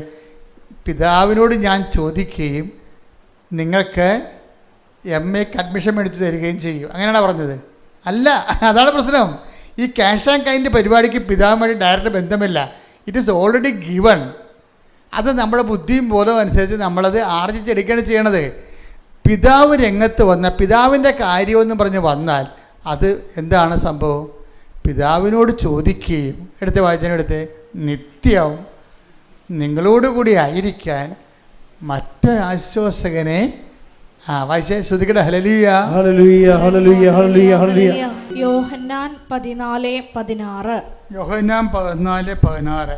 ഞാൻ പിതാവിനോട് അപേക്ഷിക്കുകയും എന്നേക്കും നിങ്ങളോട് കൂടെ ആയിരിക്കാൻ മറ്റൊരു സഹായകനെ അവിടുന്ന് നിങ്ങൾക്ക് തരുകയും ചെയ്യും. അതായത് പിതാവിൻ്റെ കാര്യമെന്ന് പറയണതിൻ്റെ ഒരു കാര്യം, പരിശുദ്ധാത്മാവിനെ നമുക്ക് ലഭിക്കുന്നതാണ് പിതാവിൻ്റെ കാര്യം. ആബ്സൻസൊക്കെ അതുപോലെ നമ്മുടെ പ്രാർത്ഥനയ്ക്ക് ക്യാഷ് ആൻഡ് കൈൻഡായിട്ട് ഉത്തരം കിട്ടണില്ല എങ്കിൽ ദൈവത്തെ പോലും കാണാത്തൊരു കാലമായിട്ട് ഇപ്പോൾ പൗലോസിൻ്റെ കപ്പൽ അനുഭവത്തിൽ പറയത്തില്ലേ, കുറേ നാളത്തേക്ക് സൂര്യനെ കണ്ടില്ലെന്ന്. അങ്ങനെ അത് നമ്മുടെ ജീവിതത്തിലുണ്ടാവും. ജീവിതയാത്രയാണ്, കുറേ നാളത്തേക്ക് നമുക്ക് ദൈവാനുഭവം ഇല്ല. അപ്പോൾ ഈ മണ്ടന്മാരെന്നാ ചെയ്യുന്നറിയാവുക? രാവിലെ എഴുന്നേക്കാൻ താമസിക്കും. പ്രത്യക്ഷ പ്രാർത്ഥന വേണമെങ്കിൽ ചിലർ ശങ്കരാടിയുടെ ഒരു സിനിമ ഇല്ലേ, കൈനീട്ടം വൈകുന്നേരം കിട്ടിയാൽ മതിയാന്ന് ചോദിക്കണില്ലേ? അതുപോലെ പ്രത്യക്ഷ പ്രാർത്ഥന ഉച്ചയ്ക്ക് ചെല്ലിയാൽ മതിയാന്ന് ചോദിക്കും. അപ്പോൾ ഇത് കൈവിട്ട് പോകുന്നതിൻ്റെ അർത്ഥം എന്താ കാര്യം? അതായത് അവരുടെ ലൈഫിൽ ദൈവത്തെ അനുഭവിക്കാത്ത ചില ദിവസങ്ങളാണ്. പ്രത്യക്ഷ പ്രാർത്ഥന ചെല്ലിയിട്ട് വലിയ കാര്യമൊന്നുമില്ല. പ്രത്യക്ഷ പ്രാർത്ഥന അല്ല, ദൈവത്തെ പോലും വിളിക്കാത്ത ആൾക്കാർ കാനഡയിൽ പോയി. ഇതെല്ലാം ചെയ്തേച്ച് നിൽക്കണം. ഞാൻ നാട്ടിൽ തന്നെ ഇപ്പോൾ ഉണ്ട്. എൻ്റെ ഏജൻറ്റ് എന്നെ പറ്റിച്ചെന്ന് തോന്നുന്നത്. ഓക്കെ, പിതാവിന് ആബ്സെൻ്റായിട്ട് തോന്നുന്ന ഒരു സമയം. ഇതാണ് ഈ ടൈമാണ് നമുക്ക് കൈകാര്യം ചെയ്യേണ്ടത്. അതായത് അനുഭവങ്ങൾ ഘടകവിരുദ്ധമായിട്ട് വരുമ്പോഴും അമ്മ ചോദിച്ചു, ഇതെന്താ ഞങ്ങളോട് ഇങ്ങനെ ചെയ്തത്? അപ്പോൾ എന്താ പറഞ്ഞത്? ഞാനല്ല ചെയ്തത്, പിതാവാണ് ചെയ്തത്. ഇതാണ് വിഷയം. അപ്പോൾ അത് നമ്മുടെ കാശാക്കാരന് വേണ്ടിയുള്ള കാര്യമല്ല. അതെന്തിനാണ്? പിതാവിൻ്റെ കാര്യം എന്താണ്? ഞാൻ പിതാവിനോട് ചോദിക്കുകയും നിങ്ങളുടെ ആയിരിക്കാൻ വേണ്ടി. അപ്പോൾ എന്താ ഒന്ന് മാറ്റിപ്പിടിക്കാനാണ് പറയണത്. മനസ്സിലായില്ല? സ്ഥലം വിൽക്കണേ എന്ന് പറഞ്ഞുകൊണ്ട് കാണുന്ന ഇനി ഇവിടുന്ന് വെച്ച് കലവൂര് പോയി നൊവേന കൂടും, അപ്പുറത്ത് പോയി വേറെ ധ്യാനം കൂടും. എന്തിനാണ് സ്ഥലം വിൽക്കണേ? ഇതാണ് ഇവരുടെ തലയിരിക്കണത്. അപ്പോൾ ദൈവം പറയും, മാറ്റിപ്പിടിക്കാൻ പറയും. എന്താ കാര്യം? ഇത് എന്നേക്കും നിങ്ങളുടെ കൂടെ, ഈ സ്ഥലം എന്നേക്കും നിങ്ങളുടെ കൂടെ ആയിരിക്കത്തില്ല. മകളെ കല്യാണം കഴിച്ചാലും ഇനി മകള് പ്രസവിച്ചാലും അവരാരും എന്നേക്കും നിങ്ങളുടെ കൂടെ ആയിരിക്കത്തില്ല. കർത്താവ് വളരെ ക്ലിയറായിട്ടാണ് സംസാരിക്കണത്. മനസ്സിലായില്ലേ? നിങ്ങളെപ്പോൾ ഒന്ന് മാറ്റിപ്പിടിക്കേണ്ടി വരും. എന്താ കാര്യം? ദൈവം പറയണത് എന്നേക്കും നിങ്ങളുടെ ആയിരിക്കാനാണ്. ഇപ്പോൾ ചില പറഞ്ഞാൽ, അച്ഛാ ഒരു ഓർഫണേജിൽ എവിടെയെങ്കിലും ആക്കിത്തരുമോ അച്ഛാ? എന്താ ഞാൻ പറയും, മക്കളെ എന്നെ ഉപേക്ഷിച്ചു വന്ന്. ഞാൻ പറയും, മക്കളെ ഉപേക്ഷിച്ചതല്ലേ സത്യം പറയുന്നത്. ഇവിടെ ചില വിരയന്മാരുവേ സന്ധ്യയാലും പോകത്തില്ല. ഞങ്ങൾ പിന്നെ എവിടെയെങ്കിലും ഒരു കോൺവെൻറ്റിൽ കൊണ്ടുവരെ കിടത്തും. പക്ഷേ എന്താ അവർ പറയണത്? അവർ പറഞ്ഞ മക്കളെ ഉപേക്ഷിച്ചു അച്ഛൻ കൊണ്ടുപോയി അനാഥാലയത്തിൽ തരാനാണ്. അപ്പോൾ മക്കളായാലും എന്നേക്കും നിങ്ങളോട് ആയിരിക്കത്തില്ല, അവർ ഉപേക്ഷിച്ചായിരിക്കത്തില്ല. നിങ്ങൾക്ക് നിങ്ങളുടെ ആ പഴയ സ്വാതന്ത്ര്യമായിട്ട് അവിടെ നിൽക്കക്കളി ഇല്ലാത്ത കാര്യമാണ് വന്നിരിക്കണത്. ചിലപ്പോൾ വന്ന ആൾക്കാർക്ക് നിങ്ങളുടെ സംസാരം പോലും ഇഷ്ടമുണ്ടാകത്തില്ല. നല്ല കാര്യം. അപ്പോൾ ഈ വന്ന വരുമ്പോഴൊക്കെ അവർക്ക് പഠിച്ച ആൾക്കാരാണ്. അവർക്ക് നമ്മുടെ സംസാരം എന്നെ വർത്തമാനാണെന്ന് ചോദിക്കും. എന്നെ വർത്തമാനാണ്. ഇപ്പോൾ ഞങ്ങൾക്ക് ദൈവമേ എൻ്റെ വീട്ടിൽ തന്നെ. അപ്പോൾ മകനാണെങ്കിൽ എന്ത് ചെയ്യും? മകൻ നമ്മുടെ കൂടെ കൂടുക? ഒരിക്കലും കൂടെ. അവനെ കെട്ടിക്കുമ്പോൾ തന്നെ ഉപേക്ഷിച്ചേക്കണം മകനെ. പല പ്രശ്നവും എന്താണ്? കെട്ടിച്ചിട്ട് നിങ്ങൾ കെട്ടിപ്പിടിച്ചോണ്ടിരിക്കുകയല്ലേ? അതാണല്ലേ പ്രശ്നം. കെട്ടിക്കുമ്പോൾ തന്നെ മാതാപിതാക്കന്മാരെ വിട്ടെന്ന് പറഞ്ഞില്ലേ? ഈശോ അല്ലേ പറഞ്ഞിരിക്കണത്? മാതാപിതാക്കന്മാരെ വിട്ട് ഭാര്യയോട് ചേരും. അപ്പം തന്നെ വിട്ടേക്കണം. അത് 90ാമത്തെ വയസ്സും പിടിച്ചോണ്ടിരിക്കുകയാണ്. ഒന്നും പ്രതീക്ഷിക്കരുത് എന്ന് കർത്താവ് പറയും. ഇനി എന്താ വിടണത്? എന്നേക്കും നിങ്ങളുടെ ആയിരിക്കാൻ മറ്റൊരാശ്വാസകൻ. അതാണ് വിഷയം. മകനൊരു ആശ്വാസകനാണ്, ഭർത്താവ് ഒരു ആശ്വാസകനാണ്. ഈ സംഭവമൊക്കെ കുറച്ച് കഴിയുമ്പോൾ ചത്തുപോകും. എന്നിട്ട് നമ്മൾ കുഴിക്കാൻ പോയി കഴിഞ്ഞാൽ 8 മണിക്കത്തെ കുർബാനയും കൂടിയിട്ട് കുഴിക്കാൻ പോയി പ്രാർത്ഥിച്ചിട്ട് അവിടെ തന്നെ ഇരിക്കും. എന്താണ്? പഴയ കാര്യവും ഓർത്തുകൊണ്ടിരിക്കും. എന്തൊക്കെ ആളെ വിട്ടുപോയില്ലേ? വിട്ടതായിട്ട് നേരത്തെ കൂട്ടണം മക്കളെ, കൂട്ടി എഴുതി തള്ളണം. എന്താ കാര്യം വെച്ച് കഴിഞ്ഞാൽ എപ്പോഴായാലും ഈ നമ്മുടെ കയ്യിലുള്ളതെല്ലാം ഈശോ പറഞ്ഞല്ല, നിങ്ങൾ സമ്പാദിച്ചതെല്ലാം ആരുടേത് ആകും അല്ലേ? ചോദ്യമല്ലേ? അടിപൊളി ചോദ്യമല്ലേ? ക്രിസ്തുവിനെ അറിയണം. അല്ല ക്രിസ്തുവിൻ്റെ ആനുകൂല്യം കൊണ്ട് ജീവിതകാലം കൊണ്ട് ജീവിക്കാനൊന്നുമില്ല. ക്രിസ്തു തന്നെയാണല്ലോ പിതാവിൻ്റെ ആനുകൂല്യം. കയ്യടിക്കട്ടെ, സ്തുതിക്കട്ടെ. ഹല്ലേലൂയ.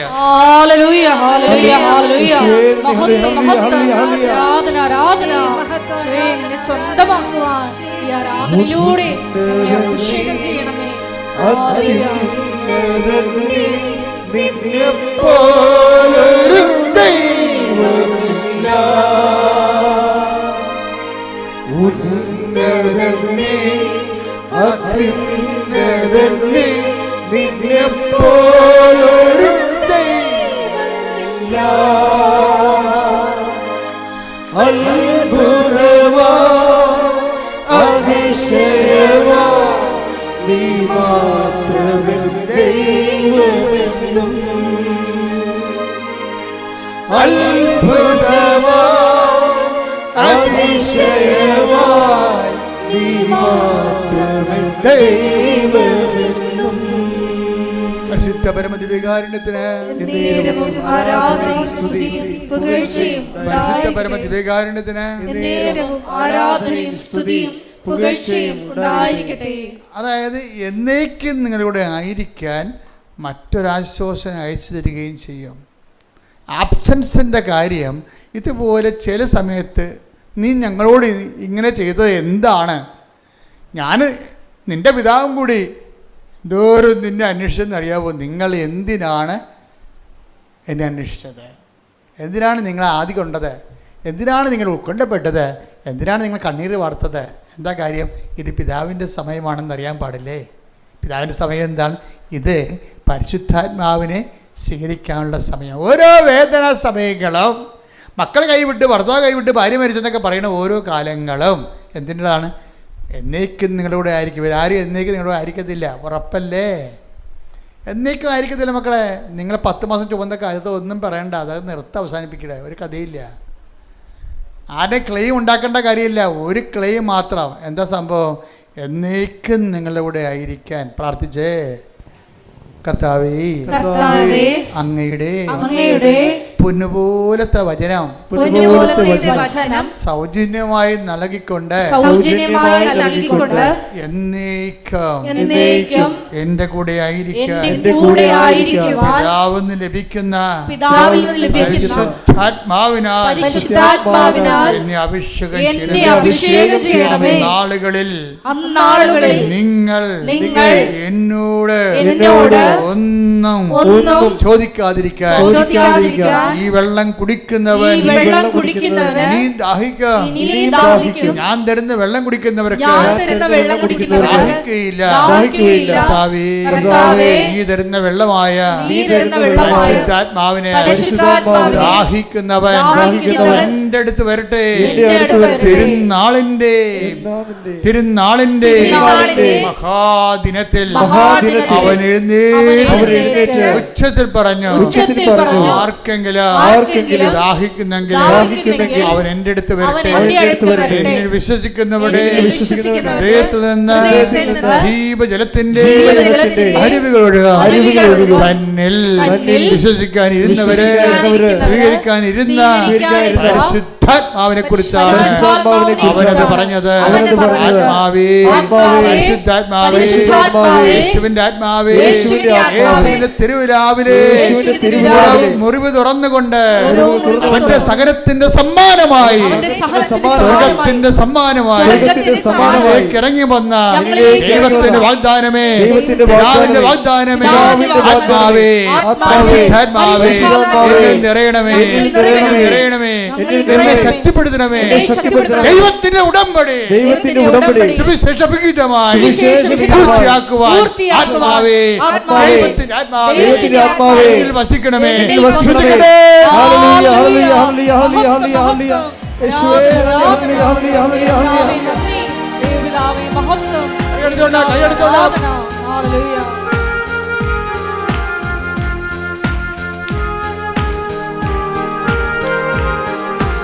സന്തോഷത്തോടെ ദൈവമേ വരണേ, എന്റെ ഉള്ളിൽ വസിക്കാൻ വരണേ.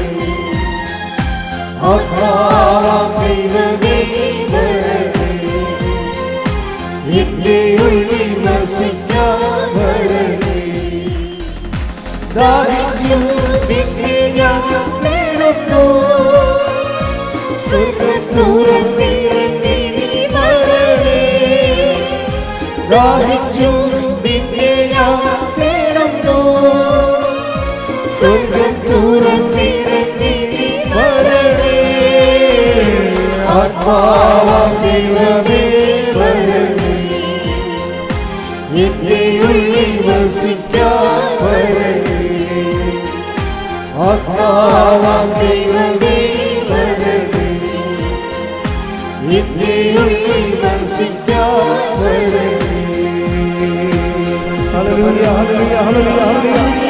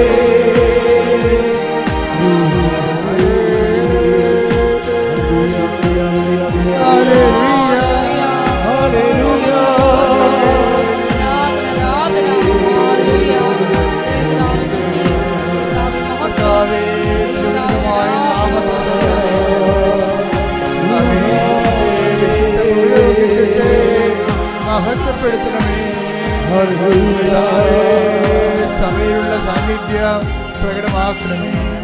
രോഗികൾ അങ്ങയുടെ ദൃശ്യനെ പ്രാർത്ഥിക്കുന്നു കർത്താവേ. ഉദര രോഗമുള്ളവർ അങ്ങയുടെ ദൃശ്യനെ പ്രാർത്ഥിക്കുന്നു കർത്താവേ. വാർന്ന വരതുകരാം ആണിപ്പെടുതാർന്ന അത്ഭുതകരാം ഉദര രോഗിടമേ വെക്കണമേ എന്ന് പ്രാർത്ഥിക്കുന്നു കർത്താവേ. നിന്റെ കരുണ ചൊരിയണമേ കർത്താവേ, നിന്റെ കരുണ ചൊരിയണമേ കർത്താവേ.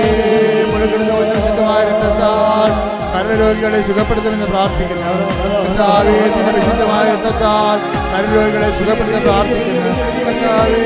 കണ്ണ തോന്നണമേ, മുഴുകിടത്ത് ഓർത്തിട്ട് കണ്ണ തോന്നണമേ, മുഴുകിടത്ത് ഓർത്ത് കണ്ണ രാവിലെ മുഴുവനോർത്ത് കരുതണമേ കർത്താവേ. കണ്ണ തോന്നണമേ കർത്താവേ. ആണിപ്പെടുത്താത്ത അത്ഭുതങ്ങളോർത്ത് കണ്ണ തോന്നണമേ കർത്താവേ. കരതോന്നമേ കരചരണങ്ങളിലെ ആണിപ്പഴുതോർത്തുകൊണ്ട് കർത്താവേ. അങ്ങനെ മക്കളോട് കണ്ടത് മാർഗ രോഗങ്ങള്, തീരാവേദികള്, ജീവിത ദുരിതങ്ങള്, യേശുവിന്റെ നാമത്തിൽ മാർഗ രോഗങ്ങള്, തീരാവേദികള്, ജീവിത ദുരിതങ്ങള്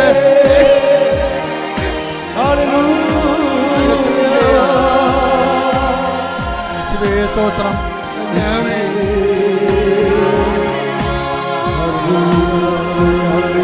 കർത്താവേ കണ്ണ തോന്നണമേ, കർത്താവേ കണ്ണ തോന്നണമേ. ജോലിയില്ലാത്തവര്, വീടില്ലാത്തവര്, വഴിയില്ലാത്തവര്, ജോലിക്ക് വേണ്ടി ശ്രമിച്ചിട്ട് ലഭിക്കാത്തവര്, കർത്താവേ മാനസിക ഡിപ്രഷനുള്ളവര്, മനസ്സമാധാനം ഇല്ലാത്തവര്, കണ്ണ തോന്നണമേ കർത്താവേ. ചരണങ്ങളിലെ ആണി പഴുതുകൾ ഓർത്തുകൊണ്ട് കർത്താവേ ഉച്ചമുതൽ ഉള്ളങ്കാല് വരെ കർത്താവിൻ്റെ രക്തം പടരട്ടെ. എല്ലാ കോശങ്ങളിലും കർത്താവിൻ്റെ രക്തം പടരട്ടെ. എല്ലാ പേശികളിലും കർത്താവ് രക്തം പടരട്ടെ. എല്ലാ ഞാടി ഞരമ്പുകളിലും കർത്താവ് രക്തം പടരട്ടെ. കർത്താവേ കണ്ണ തോന്നണമേ, വിശുദ്ധ പൗരോഹിത്യത്തെ മഹത്വപ്പെടുത്തണമേ. ശ്രുതികട്ടെ ശ്രുതികട്ടെ, വിശുദ്ധ പൗരോഹിത്യത്തെ മഹത്വപ്പെടുത്തണമേ കർത്താവേ. കണ്ണ തോന്നണമേ. മക്കളില്ലാത്തവരെ സ്പർശിക്കണമേ കർത്താവേ. ഭ്രാന്തി രോഗികളെ സ്പർശിക്കണ കർത്താവേ. ഭ്രാന്തുള്ളവരെ സ്പർശിക്കണ കർത്താവേ. മാനസിക രോഗങ്ങളുള്ളവരെ സ്പർശിക്കണ കർത്താവേ. ഉറക്കമില്ലാത്തവരെ സ്പർശിക്കണ കർത്താവേ. കർത്താവേ കണ്ണ തോന്നണമേ, കർത്താവേ കണ്ണ തോന്നണം. നിന്റെ തിരുവിലാവിലെ മുറിവിനെ ഓർത്തുകൊണ്ട് കർത്താവേ കണ്ണ തോന്നണമേ. നിന്റെ ആണിപ്പെടുത്താവുന്ന അത്ഭുത കരങ്ങൾ ഓർത്തുകൊണ്ട് കർത്താവേ കണ്ണ തോന്നണമേ. ചിരങ്ങ് രോഗികളെ, ചോരത്തവേ, ത്വക്ക് രോഗികളെ, പിശുല രോഗികളെ, PCOD രോഗികളെ കർത്താവേ കണ്ണ തോന്നണമേ.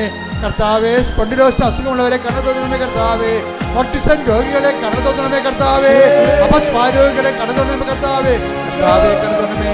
എൻ്റെ കർത്താവിൻ്റെ ഉന്നതമായ നാമത്തിൽ, സഭയുടെ അധികാരത്തിൽ, കുരിശിന്റെ അടയാളത്തിൽ, ദൈവത്തിന്റെ ശക്തിയാൽ മാരക രോഗങ്ങള്, തീരാവേദികള്, ജീവിത ദുരിതങ്ങള് യേശുവിന്റെ നാമത്തില്, യേശുവിന്റെ നാമത്തില് മാറിപ്പോകട്ടെ. ശ്രുതിക്കട്ടെ ശ്രുതിക്കട്ടെ.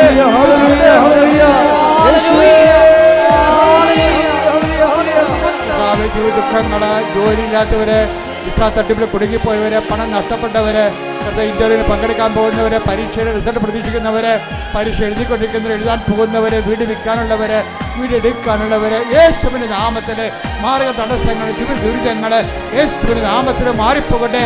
ശ്രുതിക്കട്ടെ.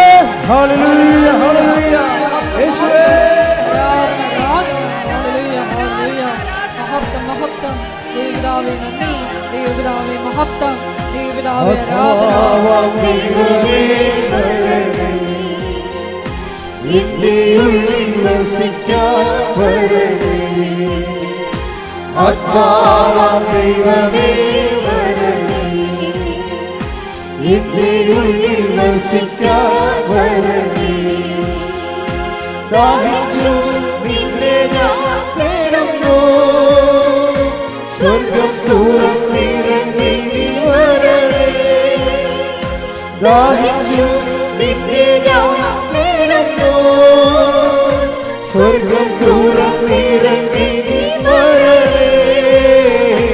ആത്മാവാം ദൈവമേ വരണേ, എന്റെ ഉള്ളിൽ വസിക്കാൻ വരണേ. കണ്ണുകളടച്ച് കൈകൾ കൂപ്പി കർത്താവിൻ്റെ സാന്നിധ്യം നിറഞ്ഞു നിൽക്കുന്ന സമയമാണ്. കൈകൾ ഒതുക്കി വെച്ചുകൊണ്ട് മാതാവിൻ്റെ മാധ്യസ്ഥ ഈശോൻ്റെ സന്നിധിയിലേക്ക് വരാനിടയാക്കിയ ഇന്നത്തെ ദിവസത്തെ ഓർത്തുകൊണ്ട് മനസ്സുകൊണ്ട് നന്ദി പറയുക. മലമൂത്രങ്ങൾ അറിയാതെ പോകുന്ന രോഗിയെ കർത്താവ് കാണിക്കുന്നുണ്ട്. ആ രോഗിയെ കർത്താവ് സുഖപ്പെടുത്തിയിരിക്കുന്ന 67 വയസ്സിനും 57 വയസ്സിനും ഇടയ്ക്കാണ് ആ രോഗിയുടെ പ്രായം. കർത്താവ് വ്യക്തിയെ കിടക്കുമ്പോൾ വെറുതെ ആ വ്യക്തിക്ക് ബോധമില്ല, മലമൂത്രങ്ങൾ അറിയാതെ പോയിക്കൊണ്ടിരിക്കുന്ന ഭയങ്കരമായ സങ്കടമാണ് ആ കുടുംബത്തിന്. കർത്താവ് അത് ഏറ്റെടുക്കുന്നതായി കാണിക്കുന്നുണ്ട്.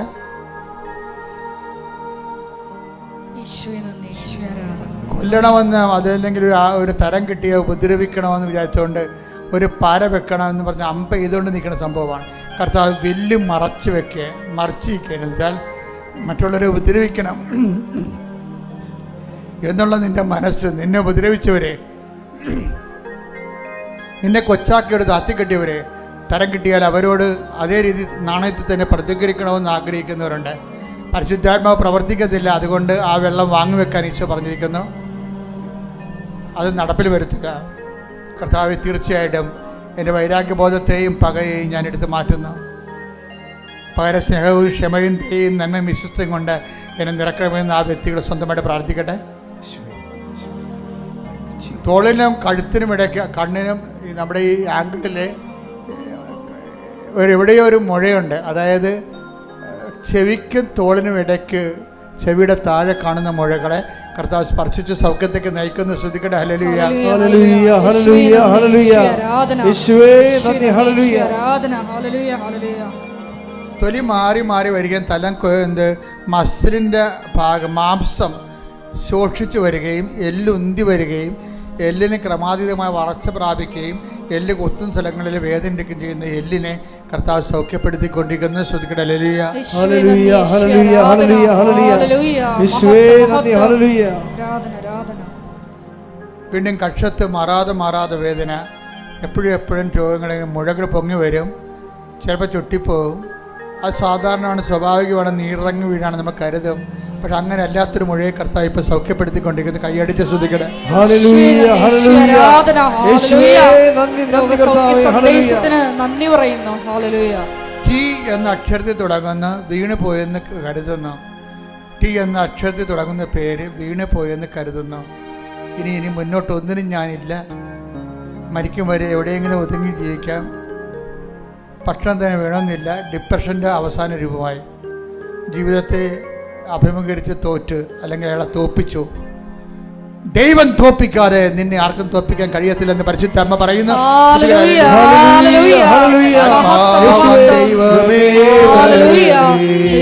കൈയടിച്ചുകൊണ്ട് ഒരുമിച്ച് പാടുന്നു.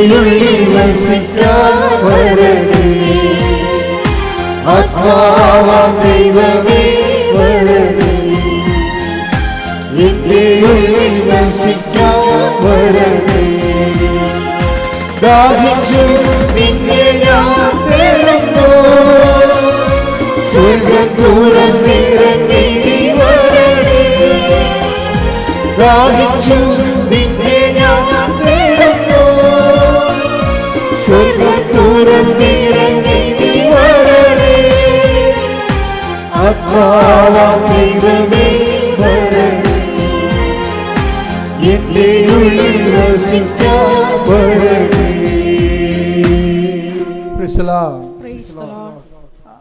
അമേരിക്കയിൽ ധ്യാനിപ്പിച്ചപ്പോഴേ അവിടെ ഫിലാഡൽഫിയയിൽ അവിടെ ധ്യാനിപ്പിക്കാൻ എന്നെ വിളിച്ച അച്ഛൻ ഫിലിപ്പച്ചൻ, ലെനിൻ അച്ഛൻ എന്നോട് ചോദിച്ചു, ഞാൻ പോരുന്നതിനൊരു ദിവസം ചോദിച്ചു, അച്ഛാ എപ്പോഴും ഞാൻ കരഞ്ഞുകൊണ്ടിരിക്കണം, കർത്താവിൻ്റെ കാര്യങ്ങൾ കേൾക്കുമ്പോൾ എൻ്റെ കണ്ണ് നിറയും, കുർബാന അർപ്പിക്കുമ്പോൾ എൻ്റെ കണ്ണ് നിറയും, കുർബാന അർപ്പിക്കുമ്പോൾ എൻ്റെ കണ്ണ് നിറയും, കർത്താവിൻ്റെ കാര്യങ്ങൾ കേൾക്കുമ്പോൾ ആരുടെയെങ്കിലും ദൈവാനുഭവം വരുമ്പോൾ എൻ്റെ കണ്ണ് നിറയും, എനിക്ക് ഭയങ്കര ചമ്മൽ തോന്നണം അച്ഛാന്ന് പറഞ്ഞു.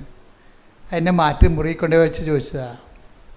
ആത്മീയ കാര്യമായതുകൊണ്ട് നിങ്ങൾക്കും ഇത് ചിലപ്പോൾ ഗുണം ചെയ്യുമെന്ന് വിചാരിച്ചുകൊണ്ടാണ് ഞാനിത് നിങ്ങളോട് പറയണത്. അപ്പോൾ എന്നോട് ചോദിച്ചാൽ അത് എന്താണെന്ന് ചോദിച്ചു. അപ്പോൾ ഞാൻ പറഞ്ഞു അച്ഛൻ അപ്പോൾ അച്ഛൻ CP വർക്കി അച്ഛൻ്റെ പുസ്തകം ഒന്ന് വായിക്കണം, ജീവൻ്റെ പ്രകാശം എന്ന് അതിൻ്റെ പേരെന്ന് ഞാൻ പറഞ്ഞു. CP വർക്കി അച്ഛൻ മരിച്ചുപോയി, നമ്മുടെ ഷാലോവിൻ്റെ അച്ഛനായിരുന്നു, ഷാലോവിൻ്റെ സ്പിരിച്വൽ ഫാദറായിരുന്നു, വലിയ അച്ഛനായിരുന്നു. അപ്പോൾ അദ്ദേഹം ഒരു പുസ്തകം എഴുതിയിട്ടുണ്ട്, ജീവൻ്റെ പ്രകാശം. അതിൻ്റെ അകത്ത് ഒരു വാക്ക് മുഴുവനും കണ്ണീരിൻ്റെ വരങ്ങളെക്കുറിച്ച്, ദ ഗിഫ്റ്റ് ഓഫ് ടീയേഴ്സ്. ഇപ്പോൾ ഞാൻ ഇവിടെ വന്നപ്പോൾ നമ്മുടെ സെക്ഷൻ ആൾക്കാരെ അത് തന്നെ പറഞ്ഞുകൊണ്ടിരിക്കണം.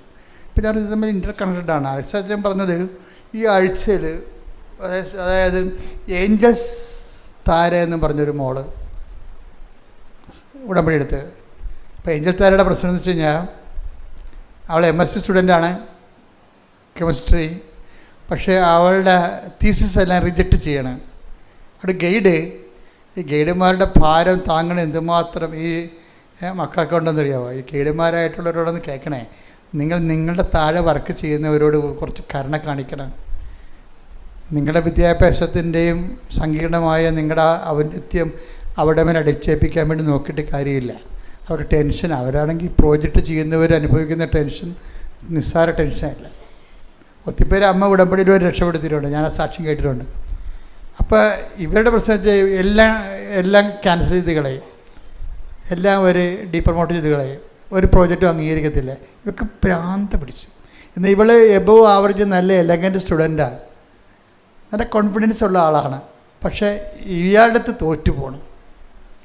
അപ്പോൾ അവൾ അവസാനം ജീവിതം അടിയറ വെച്ച് ഇപ്പോൾ ആരോ പറഞ്ഞ് ഉടമ്പടി എടുത്ത അമ്മ മാതാവ് ഹെൽപ്പ് ചെയ്യുമെന്ന് പറഞ്ഞു. ഉടനെ കൊച്ചു വന്ന് ഉടമ്പടി എടുത്ത്, ഈ ഏഞ്ചൽ താര വന്ന് ഉടമ്പടി എടുത്ത് കഴിഞ്ഞപ്പോൾ പിന്നീട് ലൈഫ് ഉടമ്പടി ചില ആൾക്കാർക്ക് ഞാൻ ഷിക്കാഗോയിൽ ധ്യാനിപ്പിച്ചപ്പോൾ അവിടുത്തെ ഒരു അച്ഛൻ എന്നോട് പറഞ്ഞെന്നറിയാമോ, എൻ്റെ അച്ഛനീ നടത്തിയ ധ്യാനമില്ലേ, ഇതിൻ്റെ അകത്തൊരു 20 വെള്ളക്കാർ പങ്കെടുത്തിരുന്നെങ്കിൽ അമേരിക്ക നന്നായേനെന്ന്. ഞാൻ എന്താ അങ്ങനെ പറയണത്? അല്ല, അവർ ഉടമ്പടി അവർ ചെയ്തില്ല, പക്ഷേ അവർ വിശ്വസിക്കുന്ന കാര്യം കൃത്യമായിട്ട് ചെയ്തിരിക്കും. ഉടമ്പടിയുടെ ഈ കാര്യം എല്ലാം അവർ ചെയ്യും. നമുക്കിനി അങ്ങനൊന്ന് ചിന്തിക്കുക അച്ഛാന്ന് പറഞ്ഞിട്ട് പോയി. എന്നുവെച്ചാൽ ആ മലയാളികളെന്ന് പറയുമ്പോൾ പകുതി ചെയ്യും, ഈ ഞാൻ പറഞ്ഞു വവ്വാലി കടിച്ച പോലെ ഇരിക്കും, പകുതി കടിക്കും, താഴെ കളയും. ഉടമ്പടി ഒരിക്കലും അങ്ങനെ ചെയ്യരുത്. ഈ ഏഞ്ചൽ സിദ്ധാരയുടെ ഉടമ്പടി ഗുണമെന്ന് പറയണത് അവൾ ചെയ്യണ കാര്യങ്ങൾ പക്ക സീരിയസ് ആയിരിക്കും. അതാണ് ഒരു ഉടമ്പടി. അവൾ ആദ്യമേ എഴുതിയ എന്താണെന്നറിയാം, പരിശുദ്ധാത്മാവിന് നൽകണമെന്ന് എഴുതിയിരിക്കണം. ആദ്യം ഇത്രയും പ്രസംഗങ്ങളുണ്ട് കൊച്ചിന്, പക്ഷേ ആദ്യം എഴുതിയിരിക്കണം എന്താണ്, എനിക്ക് പരിശുദ്ധാത്മാവിനെ നൽകണം. അത് ആ സെക്കൻഡ്. ദൈവത്തിലേത് പ്രശ്നം എന്ന് വെച്ചാൽ നമുക്ക് അലോട്ട് ചെയ്യാൻ പ്രൊവിഷനുള്ള സംഭവത്തെ ആദ്യം വെച്ചാൽ കിട്ടാൻ എളുപ്പമാണ്. എന്താണ് ആദ്യം കിട്ടാൻ എളുപ്പമെന്ന് പറയും? ഇപ്പം നമ്മൾ പറയും ചിക്കൻ ബിരിയാണി കഴിക്കാൻ വേണ്ടി ചെല്ലാമെന്ന് പറഞ്ഞാൽ ആ ഹോട്ടലിൽ ചെന്ന് വെച്ചും നമ്മൾ ഹോട്ടലിൽ തിരക്കി നടക്കേണ്ടി വരും.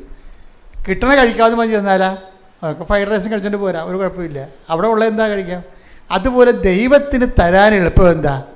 പരിശുദ്ധാത്മാവിനെയാണ്. കാര്യം പരിശുദ്ധാത്മാവിന് ഒരിക്കലും തരണയല്ല പ്രശ്നം, സ്വീകരിക്കണതിനാണ് പ്രശ്നം. മനസ്സിലായില്ലേ? പരിശുദ്ധാത്മാവ് സൗജന്യ ദാനമാണ്, പക്ഷെ തരണതല്ല പ്രശ്നം, താങ്ങത്തില്ല, അതാണ് പ്രശ്നം. നമ്മൾ ഈ ഉടമ്പടി മുഴുവൻ ചെയ്യണത് പരിശുദ്ധാത്മാവിനെ സ്വീകരിക്കാനുള്ള ഇൻഫ്രാസ്ട്രക്ചർ ഡെവലപ്പ് ചെയ്യാൻ. എന്താ കാര്യം? ഈശോ പറഞ്ഞെന്താണ്? ഈ ആത്മാവിനെ സ്വീകരിക്കാൻ ലോകത്തിന് പറ്റത്തില്ലെന്ന് പറഞ്ഞില്ലേ? അതാണ് പ്രശ്നം. തരണതിനൊരു പ്രശ്നമില്ല. ഞാൻ എൻ്റെ പിതാവിനോട് ചോദിക്കുകയും എന്തെങ്കിലും നിങ്ങളുടെ വിചാരിക്കാം മറ്റൊരു ആശ്വാസം അയച്ചു തരികയും ചെയ്യും, തന്നിട്ട് കാര്യമില്ല. പക്ഷേ നമുക്ക് സ്വീകരിക്കാൻ പറ്റത്തില്ല. അതെന്താണ്? ആ വചനം എടുത്ത് ശ്രുതികട്ടെ. ഹല്ലേലൂയ,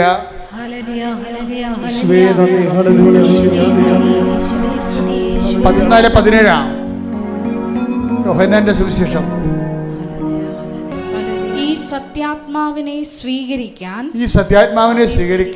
ലോകത്തിന് സാധിക്കുകയില്ല. ഈ ലോകമാണ് ഈ പ്രോബ്ലം നിൽക്കുന്നത്. ഈ ലോകത്തെ ഹരിച്ചു കളയാൻ വേണ്ടിയാണ് നമ്മൾ ഉടമ്പടിയിൽ ഓരോ പൊസിഷൻ വെച്ചിരിക്കുന്നത്. നിങ്ങളുടെ സ്റ്റാറ്റസ് ലോ ചെയ്യുമ്പോൾ നിങ്ങൾ വലിയ ഞാൻ തഹസിൽദാരാണ്, കളക്ടറാണ്, അതുകൊണ്ട് ഞാൻ ഉടമ്പടി എടുക്കത്തില്ല എന്നൊക്കെ പറഞ്ഞില്ലേ. അപ്പോൾ പിന്നെ എടുക്കുന്നവരെന്ന് പറയണത്, പിന്നെ എടുക്കുന്നവർ അത് കരുതിക്കൂടി എടുക്കാം. ശരി, കുറച്ച് പ്രാർത്ഥിക്കാം, 5-6 ദിവസം നല്ലോണം പ്രാർത്ഥിക്കാം, എന്തെങ്കിലും നടക്കുമെന്ന് നോക്കട്ടെ. അങ്ങനെ കുറേ പെരിച്ചാടികൾ ഉടമ്പെടുത്തിട്ടുണ്ട്. എന്ന് വെച്ച് കഴിഞ്ഞാൽ അത് കുറച്ച് നോക്കാമെന്ന് പറഞ്ഞാൽ അങ്ങനെയല്ലേ സംഭവം. അത് ലോകാരൂപിയാണ്, അവരതൊന്നും ചെയ്യത്തുമില്ല. അതാണ് ഈശോ പറഞ്ഞത്. തരുന്നതിന് കുഴപ്പമില്ല, സ്വീകരിക്കാനാണ് കുഴപ്പം. സ്വീകരിക്കാൻ എന്താണ്? ഞാനെങ്ങനെ പത്രം കൊടുക്കണത്? അവരല്ലേ നമ്മളെ വിളിക്കുക, തന്തക്ക് വിളിക്കുക, അത് തോന്നിയ ദിവസം പറയുക. അപ്പം അവരെങ്ങനെയാണ് അത് ചെയ്യണത്? കഴിഞ്ഞ ദിവസം വിജയകുമാർ സാർ പറഞ്ഞു, ഞാൻ യൂത്തിൻ്റെ ഒരു സർക്കിൾ ഉണ്ടാക്കാൻ പോവുകയാണ്. എന്തിനാണ്? കൂട്ടത്തോടെ സുവിശേഷ വേല ചെയ്യാൻ. ഒറ്റക്ക് പോയി കഴിഞ്ഞാൽ ആൾക്കാർ എന്തെങ്കിലുമൊക്കെ പറയുമ്പോൾ അവർക്ക് മനസ്സുമെടുക്കും. ഞാനൊന്നും മിണ്ടില്ല, അങ്ങനെ പുള്ളിക്ക് ചെയ്യട്ടെ എന്ന് വിചാരിച്ചു. പക്ഷേ കൃപാസനത്തിൽ എന്താണ്? ഒറ്റയ്ക്ക് പോകണം. തന്തയ്ക്ക് വിളി കേട്ടാലും ഒറ്റയ്ക്ക് പോകണം. എന്താ കാര്യം? നിൻ്റെ കൂടെ മാതാവുണ്ടെന്നുള്ള ബോധ്യം. സഞ്ചാരി മാതാവല്ലേ അല്ലേ? അല്ല കൂട്ടം കൂടി ആയിട്ടാണ് പോണത്? അല്ല, ഒറ്റയ്ക്ക് പോകണം. കർത്താവിൻ്റെ കൂടെയുണ്ട്, ഞാൻ നിന്നെ ആശീർവദിച്ച് അയക്കുന്നു.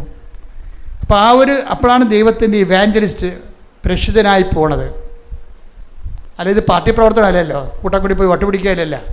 അപ്പം അത് ഒരാൾ പോകുമ്പോൾ എന്തെങ്കിലും ചിലപ്പോൾ നിങ്ങളൊരു വീട്ടിൽ ചെല്ലുമ്പോൾ എന്താണ് തരണത്? തന്നത് ഭക്ഷിക്കാൻ പറയും. ചിലപ്പോൾ അവർ നമ്മളെ തന്തക്ക് വിളിക്കും. ഇത് ഭ്രാന്താണ് നിങ്ങൾക്ക്, ഇതൊക്കെ പറ്റിപ്പും കൊണ്ട് നടക്കണമെന്ന് ചോദിക്കും. അതായത് അപ്പം ഒരു വീട്ടിൽ ചെന്നാൽ കിട്ടണ ഭക്ഷിക്കാനല്ലേ പറയണത്. അല്ല, ഇത് ഞാൻ എടുക്കത്തില്ല, വേറെ തരാൻ പറയുക, ആരും പറയത്തില്ല. അപ്പം കർത്താവിൻ്റെ നാമത്തിലാണ് നമ്മൾ പോണത്. അപ്പം അങ്ങനെ വരുമ്പോൾ പരിശുദ്ധാത്മാവ് നിന്നിലിങ്ങനെ നിറഞ്ഞു നിൽക്കും. പിന്നെ നീ നേടിയതെല്ലാം എന്താണ്? നിനക്ക് ദൈവം തന്ന ദാനമാണ്. ആ ദൈവം തന്ന ദാനമാണ്. അപ്പോൾ പരിശുദ്ധാത്മാവ് കിട്ടുമ്പോൾ ചില സമയത്തൊരു കാലാവസ്ഥ ചേഞ്ചിങ് ഉണ്ടാവും. അത് കുഴപ്പമില്ല. ദൈവസ്നേഹം ഉണ്ടെങ്കിൽ നമ്മളതിനെ അക്സെപ്റ്റ് ചെയ്യാൻ തയ്യാറാകും. അക്കത്തിലുള്ള സംഭവങ്ങൾ നമുക്ക് സന്തോഷം ഉണ്ടാകും. അപ്പം അത് പരിശുദ്ധാത്മാവാണ് ആ സന്തോഷം കൊണ്ടാണ് അതിൽ എപ്പിച്ചു പറയുന്നത്. അപ്പോൾ നിങ്ങൾ ആഹ്ലാദിച്ച് ഉല്ലസിക്കുവാൻ സ്വർഗത്തിൽ നിങ്ങൾക്കുള്ള പ്രതിഫലം വലുതായിരിക്കുന്നു. ആഹ്ലാദം ഉണ്ടാകുന്ന സംഭവം അതാണ്. ഇപ്പം ഞാൻ പറഞ്ഞു വരുന്നതിൻ്റെ കാരണം, അതായത് ഇങ്ങനെ പരിശുദ്ധാത്മാവിൻ്റെ ഒരു ദാനം എന്ന് പറയുന്നത് ഈ ഗിഫ്റ്റ് ഓഫ് ടിയേഴ്സാണ്. ഗിഫ്റ്റ് ഓഫ് ടിയേഴ്സ് എന്ന് വെച്ചാൽ കർത്താവിൻ്റെ കുറിച്ച് കേൾക്കുമ്പോൾ തന്നെ കണ്ണ് നിറയാൻ തുടങ്ങും. വചനം വായിക്കാൻ തുടങ്ങി കണ്ണ് നിറയാൻ തുടങ്ങും. പിന്നെ നീ ദൈവത്തിൻ്റെ സാന്നിധ്യത്തിലാണ് 24 hours എന്ന് ഈ സത്യസന്ധമായിട്ട് ഉടമ്പടി ചെയ്യുമ്പോൾ കണ്ണുനീര് പലർക്കും ഉണ്ടാകുന്നുണ്ട്. അവർക്ക് അറിയത്തില്ല എന്താ കണ്ണീരുണ്ടാകണമെന്ന് അറിയത്തില്ല. അതാണ് സംഭവം. ആ അച്ഛൻ പറഞ്ഞില്ലേ എനിക്ക് ചമ്മൽ പോലെ തോന്നണമെന്ന്. അതല്ല സംഭവം. ദൈവികമായ കാര്യങ്ങൾ കേൾക്കുമ്പോഴും പറയുമ്പോഴും കണ്ണ് നിറഞ്ഞുകൊണ്ടിരിക്കും ദൈവസ്നേഹത്തിൽ. അതായത് അത് ഏത് വിഷയത്തിലാണെങ്കിലും ബൈബിളിൽ കണ്ണീരിനെക്കുറിച്ച് ഒത്തിരി പറയും. നിൻ്റെ കണ്ണീരില്ല ഞാൻ കുപ്പി ശേഖരിക്കും. എന്താ കാര്യം? ആത്മഭാരത്തോടെ കരയണതാ. ദൈവത്തിന് വേണ്ടിയുള്ള ദൈവത്തിൻ്റെ അകത്ത് കയറി ദൈവസ്നേഹത്തോട് ചെയ്യുമ്പോഴാണ്, ദൈവത്തിൽ ആശ്രയിച്ച് ചെയ്യുമ്പോൾ ദൈവസ്നേഹത്തിൽ ഔട്ട് ബേസ്റ്റായി പോകും ആൾക്കാർ. അപ്പം അതുകൊണ്ടാണ് ഈ അങ്ങനെ ഔട്ട് ബേസ്റ്റായിട്ട് ചെയ്യുന്ന സംഭവങ്ങൾ ഞാൻ കുപ്പി ശേഖരിക്കും. അപ്പോൾ 56:8 പറയത്തില്ലേ? പിന്നെ അതുപോലെ കണ്ണീരോടെ വിതക്കുന്നു എന്നൊക്കെ പറയത്തില്ലേ? ഇപ്പം 126:7 പറയത്തില്ല. എന്താ പറയണത്? അവർ കണ്ണീരോടെ വിതക്കുന്നു, ജയഘോഷത്തോടെ കൊയ്തുകൊണ്ട് വരുന്നെന്ന്. ഇപ്പം കണ്ണീരിൽ വിതക്കുമ്പോൾ ഓർക്കുക, ആത്മാവിലാണ് അഭിഷേകത്തിൽ ആ സംഭവം ചെയ്യണത്. അപ്പം അതിന് ഇവളുടെ ഫലം എന്ന് പറഞ്ഞാൽ എന്താ വെച്ച് കഴിഞ്ഞാൽ, ഉടമ്പടി ചെയ്ത് കഴിഞ്ഞ് പിന്നീട് ആ പണ്ടുണ്ടായിരുന്ന തീസിസ് റെക്കോർഡ് അതുപോലെ തന്നെ കൊണ്ടേ കൊടുത്തപ്പോഴും പിന്നെ എക്സലൻ്റ് ഇയാൾ മാറ്റിക്കളഞ്ഞ ദൈവം. ആ അങ്ങേരുടെ മാസ്റ്റർ ഗൈഡിനെ മാറ്റിക്കളഞ്ഞ് മനസ്സ്, അയാളെ മാറ്റിയില്ല, പക്ഷെ അയാളുടെ മനസ്സ് മാറ്റി. എന്താണ്? ഇവൾ പണ്ട് കാണിച്ച് തെറ്റ് വാങ്ങിച്ചിട്ടുള്ള സാധനം തന്നെയാണ് ഇപ്പം പുള്ളിയെ കൊണ്ട് കാണിക്കുമ്പോൾ എല്ലാം ഗുഡ് എക്സലൻ്റ് എന്ന് പറഞ്ഞ് കൊടുക്കണം. ആളെ മാറ്റും. ദൈവത്തിന് ഒരു സമയം മതി. അതാണ് പരിശുദ്ധാത്മാവിനെ തന്നെയാണ് ശരിക്കും പറഞ്ഞാൽ, പ്രത്യേകിച്ച് ഉടമ്പടി പുതുക്കിയ ആൾക്കാർ ഇനി പരിശുദ്ധാത്മാവിന് വളരാൻ വേണ്ടി പ്രത്യേകം ശ്രദ്ധിക്കണമെന്നാണ് എൻ്റെ അർത്ഥം. അതുപോലെ തന്നെ ഒരു സാക്ഷ്യമാണ് നമ്മൾ ഈ പ്രാവശ്യം കേട്ടത്. അതായത് അനിലയുടെ സാക്ഷ്യം. അനിലയുടെ മകൾക്ക് 4ാം ക്ലാസ്സിൽ പെങ്കൊച്ചാണ്. 4ാം ക്ലാസ്സിൽ ഒരു വയറുവേദന ഉണ്ടായി, കൊണ്ടുപോയി ആശുപത്രി കാണിച്ച് സ്കാൻ ചെയ്തു. ആ സ്കാൻ വീട്ടിൽ വെച്ചു. 14ാം വയസ്സിലും വയറുവേദന ഉണ്ടായി അതുപോലെ തന്നെ. അപ്പോൾ അതിന് സ്കാൻ ചെയ്തപ്പോൾ പറഞ്ഞ്, നിങ്ങൾ പണ്ട് ഡോക്ടർ ആദ്യം സ്കാൻ ചെയ്തപ്പോൾ ഡോക്ടറൊന്നും പറഞ്ഞില്ലേ എന്ന് ചോദിച്ചു. ഡോക്ടറൊന്നും പറഞ്ഞില്ല, മരുന്ന് തീർന്നു എന്ന് പറഞ്ഞ്. എന്നാൽ ആ സ്കാൻ റിപ്പോർട്ട് ഉണ്ടോ കയ്യിൽ? അതുണ്ടെന്ന് പറഞ്ഞ്. അത് വായിച്ചപ്പോൾ എന്താ സമയം അതിൻ്റെ അകത്ത് എതിരുണ്ട് ഈ കൊച്ചിന് യൂട്രസ് ഇല്ലെന്ന്, ഗർഭപാത്രം ഇല്ലെന്ന് അന്ന് എഴുതി വെച്ചിട്ടുണ്ട് ആ സ്കാൻ റിപ്പോർട്ടിൽ. അത് പിന്നെ അന്നത്തെ ഡോക്ടർമാർ വിചാരിച്ച് വളരുമ്പോൾ ശരിയാവുമെന്ന്. 14ാം വയസ്സിൽ ഇപ്പം സ്കാൻ ചെയ്തപ്പോൾ യൂട്രസ് ഇല്ല.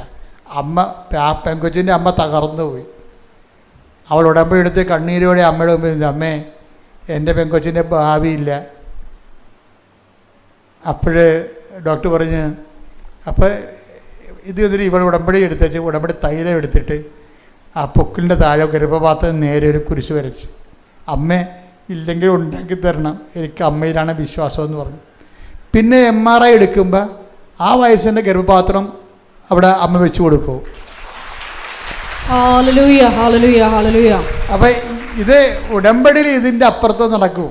മരിച്ചവന്മാർ ജീവിച്ചു വരും. കാര്യം എന്താണ്? അത് അമ്മ മാതാവ് പ്രത്യക്ഷപ്പെട്ടതിൻ്റെ ഭാഗമായിട്ടാണ് ഉടമ്പടി വരണത്.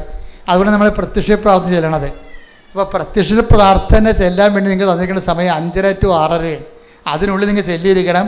അതിൻ്റെ കൂടെയാണ് ഇപ്പം അച്ഛൻ്റെ കൂടെ നിങ്ങൾ ഡെയിലി ബ്രെഡ് കേൾക്കുന്നത്. അത് ഷെയർ ചെയ്യണം. അതിൻ്റെ പ്രാർത്ഥനയിൽ പങ്കെടുത്തിട്ട് അതിൻ്റെ അഭിഷേകം മേടിച്ചിട്ട് വേണം എല്ലാ ദിവസവും മുന്നോട്ട് പോകാൻ. കാര്യം അനുഗ്രഹമൊക്കെ വിരൽത്തുമ്പിലാണ്. പക്ഷേ ചോദിക്കേണ്ടത് ആരെ? പരിശുദ്ധാത്മാവിനോട് ചോദിക്കേണ്ടത്. Praise the Lord. എല്ലാവരും മുട്ട നിൽക്കുക. സംഭാവന ആശീർവാദം.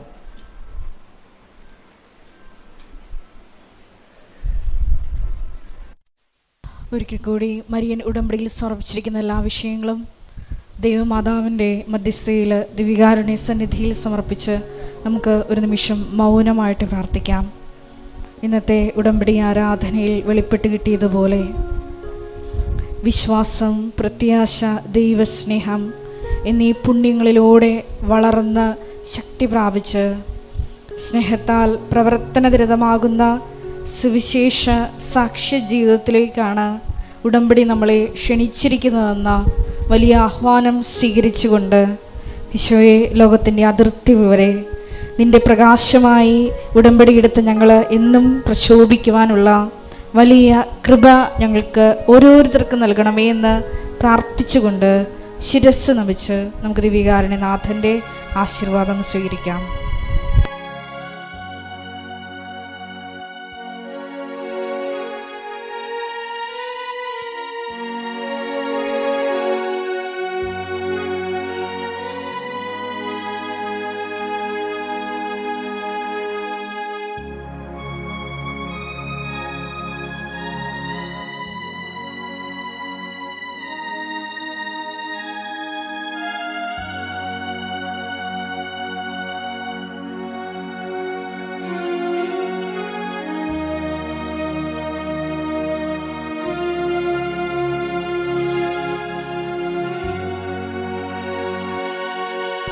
പരിശുദ്ധ പരമമാ ദിവ്യകാരുണ്യമേ, എന്നുമെന്നും അങ്ങേക്ക് ആരാധന. പരിശുദ്ധ പരമമാ ദിവ്യകാരുണ്യമേ, എന്നുമെന്നും അങ്ങേക്ക് ആരാധന. പരിശുദ്ധ പരമമാ ദിവ്യകാരുണ്യമേ, എന്നുമെന്നും അങ്ങേക്ക് ആരാധന.